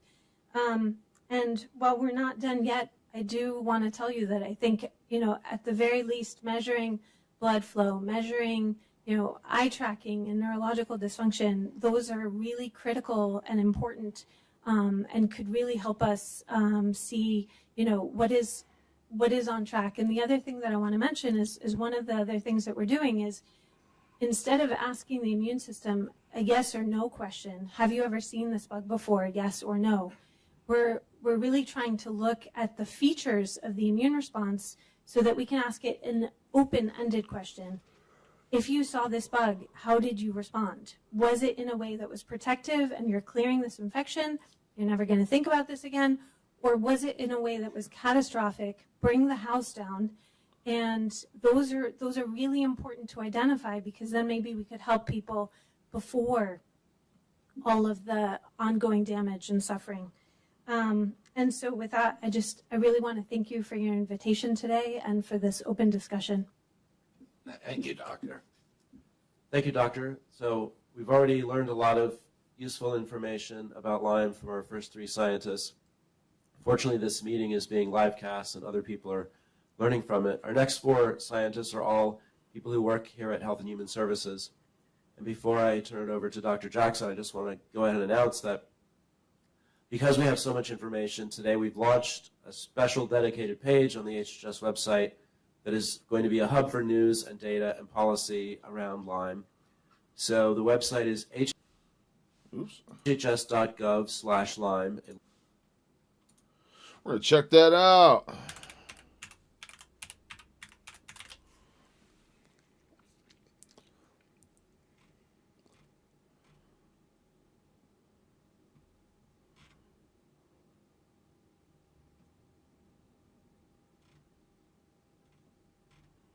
Oh, this is cool as shit, man.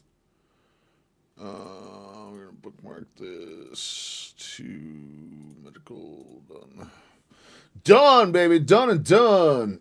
We are locking that right in. We're going to lock that right in.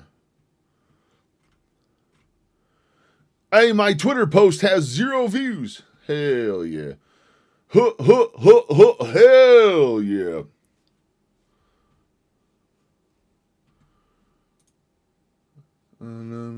Antigo, you wanna do? What do we got about joints around here?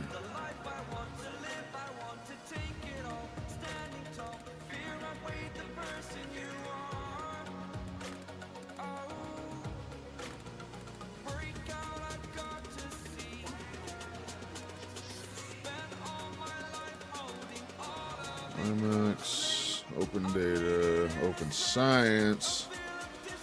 I'm going to have to look into this a lot more.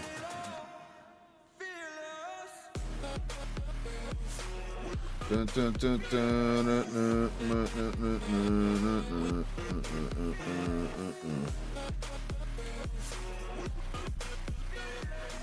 HHS go.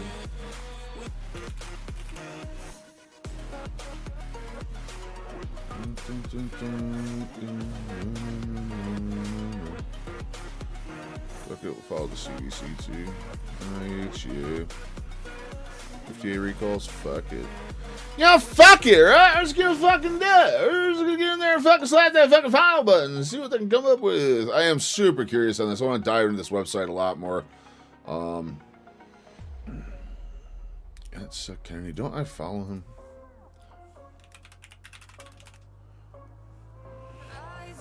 Yeah, I follow him. I follow him indeed. Excellent, excellent, excellent, excellent. Okay, so super, super good information. How's everyone feeling tonight? We got anyone even here? Because we haven't had a chatter in about an hour and 40 minutes. So, like I said, we might hang the towel or throw the towel here pretty soon. Pretty dead night. I got a bunch of prep work to do around here for drilling holes in the morning. Thank God. 9 a.m. tomorrow, I will be drilling the ports to my new office. My new orifice. Papa got to drill some holes. You know what I'm saying? You know what I'm saying? Am I not following Shingles? Yeah, I'm following Shingles.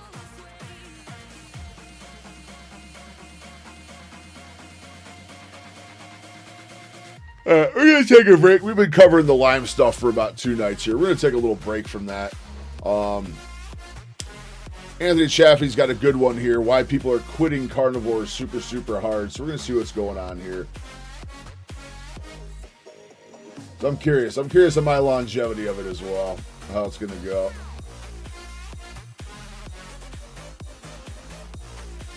I should be 5:53. I should be getting a call from the wife here momentarily, but we'll start this All up of a anyway. sudden. Well, first of all, not everyone is quitting carnivore now or previously. I'm not quitting carnivore. Dr. Baker's not quitting carnivore. Dr. Sean O'Mara, Dr. Kilt, and so many others. Just a few vocal individuals who are now quitting carnivore loudly and saying that they get a lot of people saying they're having problems too.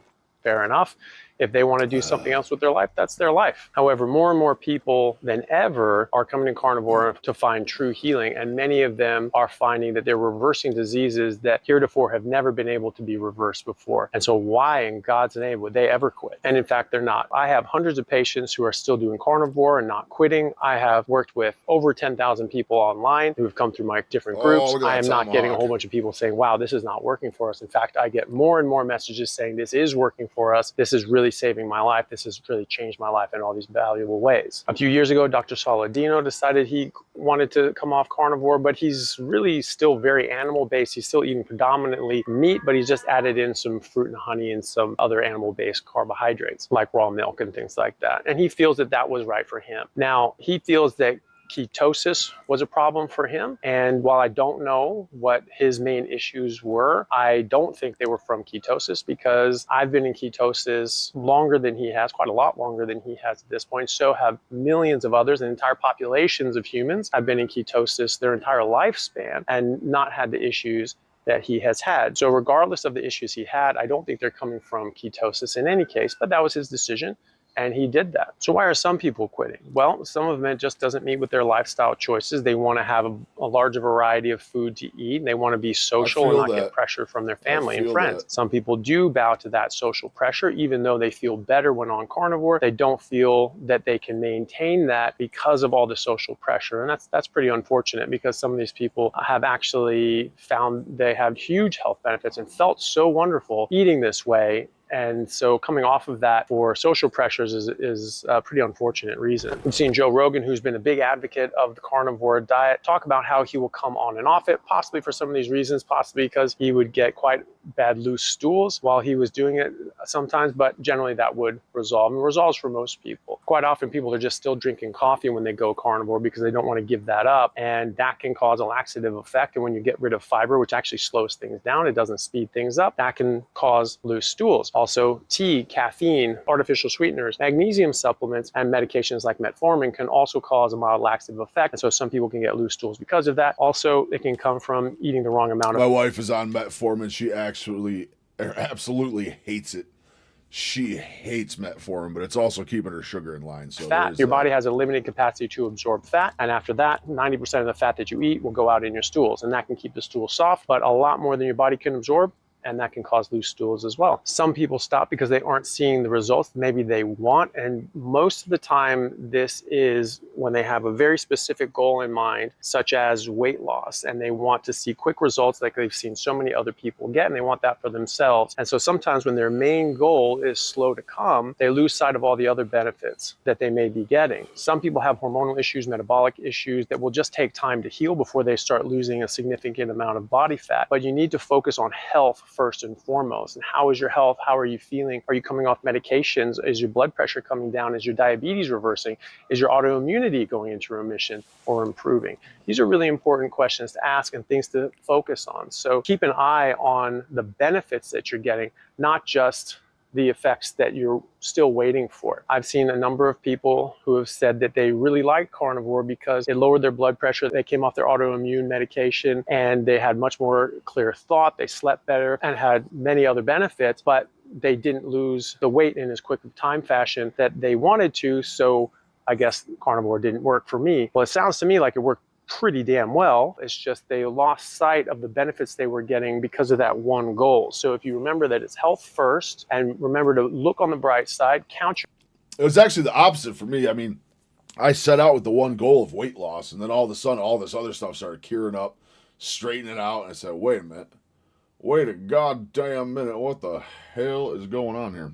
your blessings, look at the good things that are happening, and other good things will happen with time, but everything takes time. There are no shortcuts in life. You walk 10 miles into the woods, you got to walk 10 miles out. It took decades for you to get your health in this situation. It's going to take more than a few months to get you out of that. Some people report that they don't feel as good, or maybe something's actually not well, or maybe even getting worse. But there are generally reasons for this and workarounds that you can do, or maybe do things a bit differently, and you might get the results that you want. First of all, there's an adaptation period. Not everybody feels that they have the best energy in the first few weeks. It can take weeks and months to get fully fat adapted. Most people feel a lot better after a few weeks from an energy standpoint. Some people take a few months, and that can be really hard. But when you get through that period, you feel a lot better. Also, sometimes different nutrient deficiencies or any sort of underlying medical issues could rear up their head at this point and would need to be addressed with your doctor. And then that can often see people through as well. Then there are things like oxalate dumping. Some, not everyone, will have built up stores of oxalates and they dump this out. That can come across as arthritis. You can have crystals coming out of your eyes or your skin. You can get brain fog. You can get joint pains or muscle weakness and other sorts of symptoms as well that can sort of affect everything. Look up my video with Sally Norton and look into some of the things that could be happening from oxalate issues. A major reason people don't get the results that they want when they're doing carnivore is that they may not actually be doing carnivore in the first place. Carnivore is a very specific thing. It used to be called zero carb or no carb as well, but it's meat,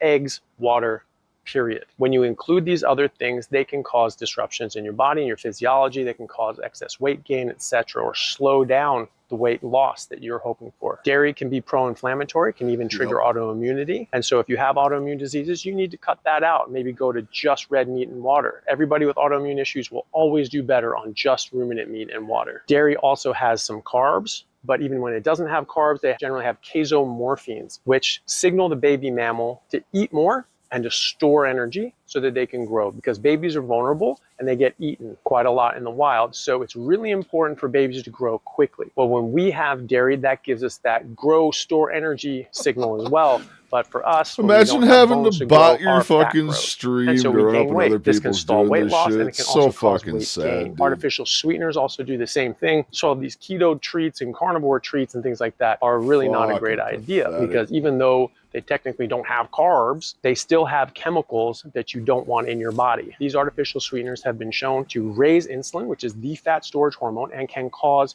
and trigger weight gain. We see this sometimes in patients where they eat All right, boys, artificial I'm going to take a sweeteners minute, make sure the and wife is their up for insulin work. goes I up get and they some get jams reactive going. I will be hypoglycemia where their right blood back. pressure actually drops quite quickly because of that insulin. I've been in ketone.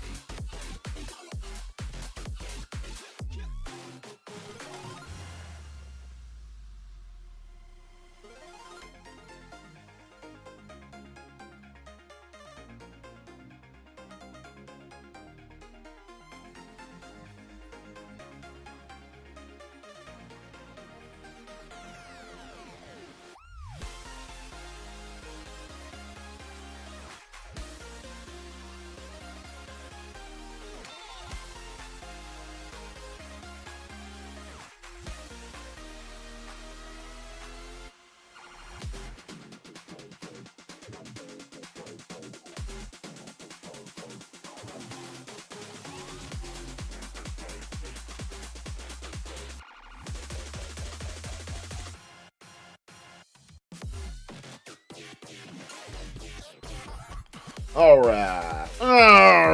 We're back in it.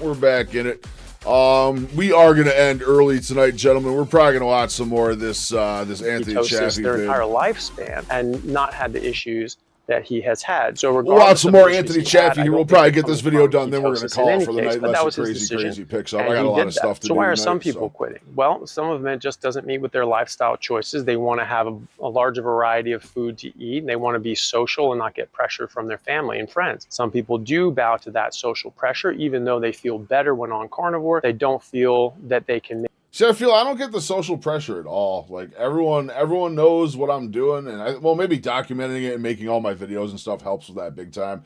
Because most of my friend group that I spend a lot of my time with and stuff, they all know I'm doing this, so it's not the biggest worry. It's definitely not the biggest worry.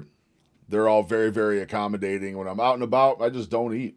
I just keep my fast going. Maintain that because of all the social pressure. And that's pretty unfortunate because some of these people have actually found they have huge health benefits and felt so wonderful eating this way. And so coming off of that for social pressures is a pretty unfortunate reason. We've seen Joe Rogan, who's been a big advocate of the carnivore diet, talk about how he will come on and off it, possibly for some of these reasons, possibly because he would get quite bad loose stools while he was years as birth control. So we shouldn't be really surprised that this messes up your reproduction and possibly your hormones as well. A lot of times when people say they're doing carnivore, really what they're saying is they're just eating a lot more meat. And that's great. That's the food that you need. Those are the nutrients that you require. But other things can cause harm. And so it's really important to get rid of these things. And if you're ever having a problem, you're not getting the results that you want, or maybe you're not losing weight, or maybe you're gaining weight, first and foremost, get rid of everything besides meat and water and see how you go. For the last several years, and really going back further, people have tried to disparage the ketogenic diet, saying that being in ketosis is a stress state, can cause cortisol dysfunction and thyroid dysfunction. This is patently false. There's no evidence for this. In fact, the evidence in long-term studies in ketogenic diets actually show no rise in cortisol and no damage to the thyroid. In fact, in hospitals, in modern medicine, we use ketogenic diets to actually calm the negative effects of high cortisol levels from things like Cushing's disease and other pathologies that cause high cortisol. So if a ketogenic diet made high cortisol higher, that would be a really bad idea to put someone on a ketogenic diet if they had Cushing's, because that would make it much worse. But in fact, that's what you use to treat this. As far as thyroid function is concerned, I have hundreds of patients who have come in with thyroid dysfunction. They've improved their thyroids. Many people have Hashimoto's, which is an autoimmune disease. That's the #1 cause of hypothyroidism in the Western world. Yeah, and all so many autoimmune thyroid conditions issues in my family. that I feel I've like seen something's respond wrong very popping well out by to a now. carnivore diet. So people's thyroid functions improve. Also, you're removing all the plant toxins that can cause thyroid dysfunction. There is an entire category of plant toxins called goitrogens that cause goiters, which is a damaged, dysfunctional thyroid, generally large. And that's why it's called a goiter. These goitrogens can block the uptake of iodine into your thyroid and to all of your cells and cause thyroid dysfunction. So you eliminate these things out and thyroid function can improve. You're also going to improve certain nutrients such as zinc and selenium, which are required for the conversion of T4 into T3. And quite often when you see someone who says, hey, my T3 is slightly lower and I'm not converting, it's almost always from low zinc and selenium. People understand about selenium, but they don't remember zinc is also required to convert T4 into T3. Then when we check these levels of zinc and selenium, usually people check the serum levels, and these are not accurate. You have to look at the red blood cell levels, what's inside the cells, to get an accurate depiction of what your levels are. Also, the reference ranges we use are just averages for the community, and the average person in the community is sick and malnourished. So that's not a very good average to look at. And so you have to look at optimal reference ranges to see if you fall in the right range. Also, some people say that their thyroid might be an issue. Again, it's not ketosis, because we have studies spanning years showing no thyroid dysfunction in human populations on a ketogenic diet. However, some people overdo organs. Things like liver can have a lot of vitamin A. And while you're unlikely to get a lethal dose of vitamin A that causes serious harm, even slightly high levels of vitamin A can cause suppression of your thyroid. So if people are having thyroid function reduction, that could be a reason why too. But here's one of the most common reasons I'm seeing people say that they're leaving carnivore. And it goes in a progression something like this. They're not quite full carnivore. They might be using a lot of dairy because they're are a lot of videos out there with recipes to make carnivore interesting so that people can have some variety, and they almost always use a lot of dairy. And again, dairy can cause weight gain, it can cause increased inflammation, and that can cause problems for some I hate people, that dairy especially if does they're those consuming a things. lot I of it. truly So hate for that people dairy who does haven't those been things. It's one of told my that dairy favorite should be things in the avoided, world. especially It when you're truly trying to is. lose weight, they might find that this is causing problem or even weight gain. Then there's been this trend saying that if you're losing weight on carnivore, you should go really lean, or maybe just go lean in general because animals in the wild are pretty lean. I did a whole video on this showing that that's completely untrue, and our ancestors actually ate a very, very high fat carnivore diet. We were hunting mammoths, we were hunting whales, and we were keeping the fat. That was very important. Native Americans made pemmican from the buffalo that they killed, and they mixed that, the fat and the lean. They got 2 grams of fat to 1 gram of protein, 80% calories from fat. So in no way were our ancestors eating lean meat if they didn't have to. But some very influential people with large followings have been pushing this low-fat carnivore approach, and it makes sense to people who haven't thought about it or haven't been told about it. And so they say, okay, I'm going to go low-fat. Well, that's a problem because fat contains essential nutrients, not just energy. And in fact, if you're eating very low fat, you can actually get something called protein poisoning, where you're getting too much protein that's getting converted into ammonia and then urea, and it overwhelms your liver's ability to turn ammonia into urea. As you get high ammonia levels, it can actually make you quite sick, and you can actually die from this. People in the Lewis and Clark expedition who were not eating enough fat, they were actually dying of protein poisoning. This was called rabbit starvation. And yes, one of the symptoms of rabbit starvation or protein poisoning is rapid weight loss. So people can lose fat very quickly, and so in these crash courses, I guarantee you'll lose this much weight programs, they can actually do this, but they're doing it at a cost to your health. And so people are getting very sick, they feel awful, they have terrible energy, they're losing their hair, and their health is really suffering. This is because they're getting protein poisoning. And then people tell them that, oh, that's all comes from being in ketosis, and that's such a harmful, stressful state. So they say, okay, well, I'll add back in carbs, and sure enough, they feel better because now they're not having protein poisoning because they're getting more of their calories from something besides protein. They could have just added more fat and had a better result because they were going to be still in ketosis, and they were going to be getting the nutrients they needed from the fat. In fact, most people are finding when they have a weight loss stall and they're doing strict meat and water, they find that increasing the fat actually helps push them through that fat stall as well. This is because once you raise your calories from anything besides protein up to around 90%, you get your protein below 9%, you trigger a hormone called FGF21, which increases lipolysis or fat burning by 400 extra kilocalories per day. So this is where the sugar diet comes in, where you're just eating copious amounts of carbs and sugar. And sure, if you get your protein down low enough, you will trigger FGF21, and you will trigger more lipolysis, so you can still lose weight. But if you do it with fat, you get this same trigger of FGF21, except that you're not poisoning yourself and harming yourself from glycation or protein poisoning on the other side of the spectrum. Also, studies show that when you're in ketosis, so you're not having carbs, you're using fat instead, that this actually triggers a 350-point increase in your basal metabolic rate. So you're burning an extra 350 calories a day just for doing nothing. And on top of that, you trigger an extra 400 kilocalories of lipolysis from FGF21. Doing this with carbohydrates may get you the FGF21, but it's not going to get you that extra 350-point increase in your basal metabolic rate. So you get 400 instead of 750 if you do it with fat. And also, you're getting a lack of nutrients, a lack of fat-soluble vitamins and minerals, a lack of essential fats, and you're also causing massive amounts of glycation by adding in all that sugar and carbohydrates. So that's just a brief rundown on some of the reasons why people are calling it quits, but a lot of it comes from just not actually doing carnivore in the first place. Most of these issues will have reasons behind them, or someone will have an experience before and they say, hey, I went through this, this is what I did, and this is how you get through it. When I work with my patients, I take it for granted that there is a solution somewhere, because this is our evolved diet. So why would it not work for everyone? Put it in a different context. Call this what it is. This is the optimal human diet. This is the optimal nutrition for humans. Or as my friend Dr. Ken Berry says, this is the proper human diet. Can the proper human diet work for all humans? It really should. Can the proper human diet help if you want to lose weight? Yes. Can the proper human diet be safe if you have kidney issues? Yes. Can the proper human diet be helpful in all of these different situations? Of course it can, because it is optimal nutrition. And optimal nutrition is optimal nutrition. So because I work from that angle, assuming that there is a solution and something that we can change and improve to get them the results that they want and should be getting, I don't give up on this. And I keep looking and keep testing and keep trying to find out what's going on until we find it.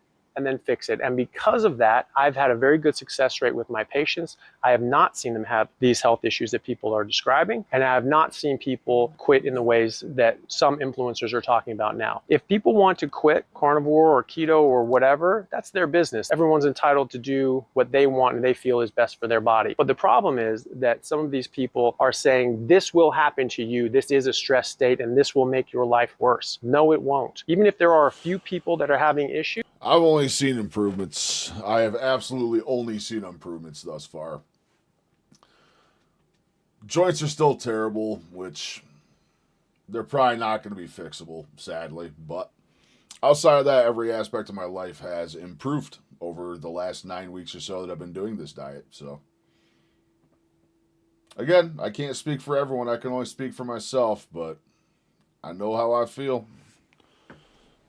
That doesn't mean that tens of millions of other people who are not having issues will have issues down the road. But this is scaring people off, and it's scaring people off from even starting in the first place, which is not okay, because sometimes this is the only thing that might actually save these people's lives. Then you hear a lot of people talking about biochemistry in ways that really shows they've never actually studied biochemistry, saying that gluconeogenesis puts your body in a stress state and raises your cortisol, even though that absolutely does not according to the textbooks and not according to the studies in humans when they do this. Also, there are multiple pathways of gluconeogenesis, but they focus on protein degradation for gluconeogenesis, which is actually the last resource your body is going to use when you're in ketosis. Until and unless you run out of your fat stores, you will not break down your muscle tissue to use as energy for gluconeogenesis. The main pathway is the glycerol pathway that comes from breaking down our fat through ketosis. This is happening anyway, and you have these triglycerides. We have a glycerol backbone and then 3 fatty acids that come attached to that. That goes to the liver. The fatty acids get turned into ketones, and the glycerol just automatically turns into glucose. The glycerol pathway does not, I repeat, does not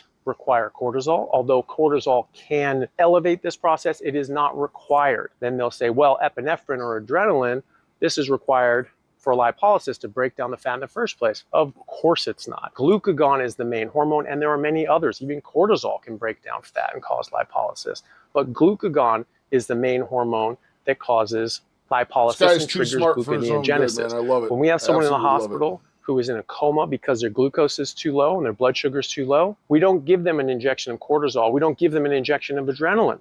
We give them an injection of glucagon, because that is what drives the major pathway of gluconeogenesis, which is glycerol pathway. So often you'll see people speaking very confidently about very complex biochemical reactions. And unfortunately, to the layperson, this sounds pretty good. But to anybody who's studied biochemistry, it's obvious that they have not studied biochemistry and really have no idea what they're talking about. So to recap, most people are not quitting. In fact, more and more people are joining every day and finding amazing results, as you would expect. When people do have problems, there are myriad reasons why this might be. And in my experience, they all have solutions that can be found out and worked around and helped, so that people get positive results and improve their health and lose weight if they need to. And very importantly, being in ketosis is not a stress state. It does not elevate cortisol, and it does not damage your thyroid or any other hormonal function. In fact, adding back in carbs will raise insulin, even in spikes, and that insulin will disrupt your hormonal and physiological balance. And just the glucose.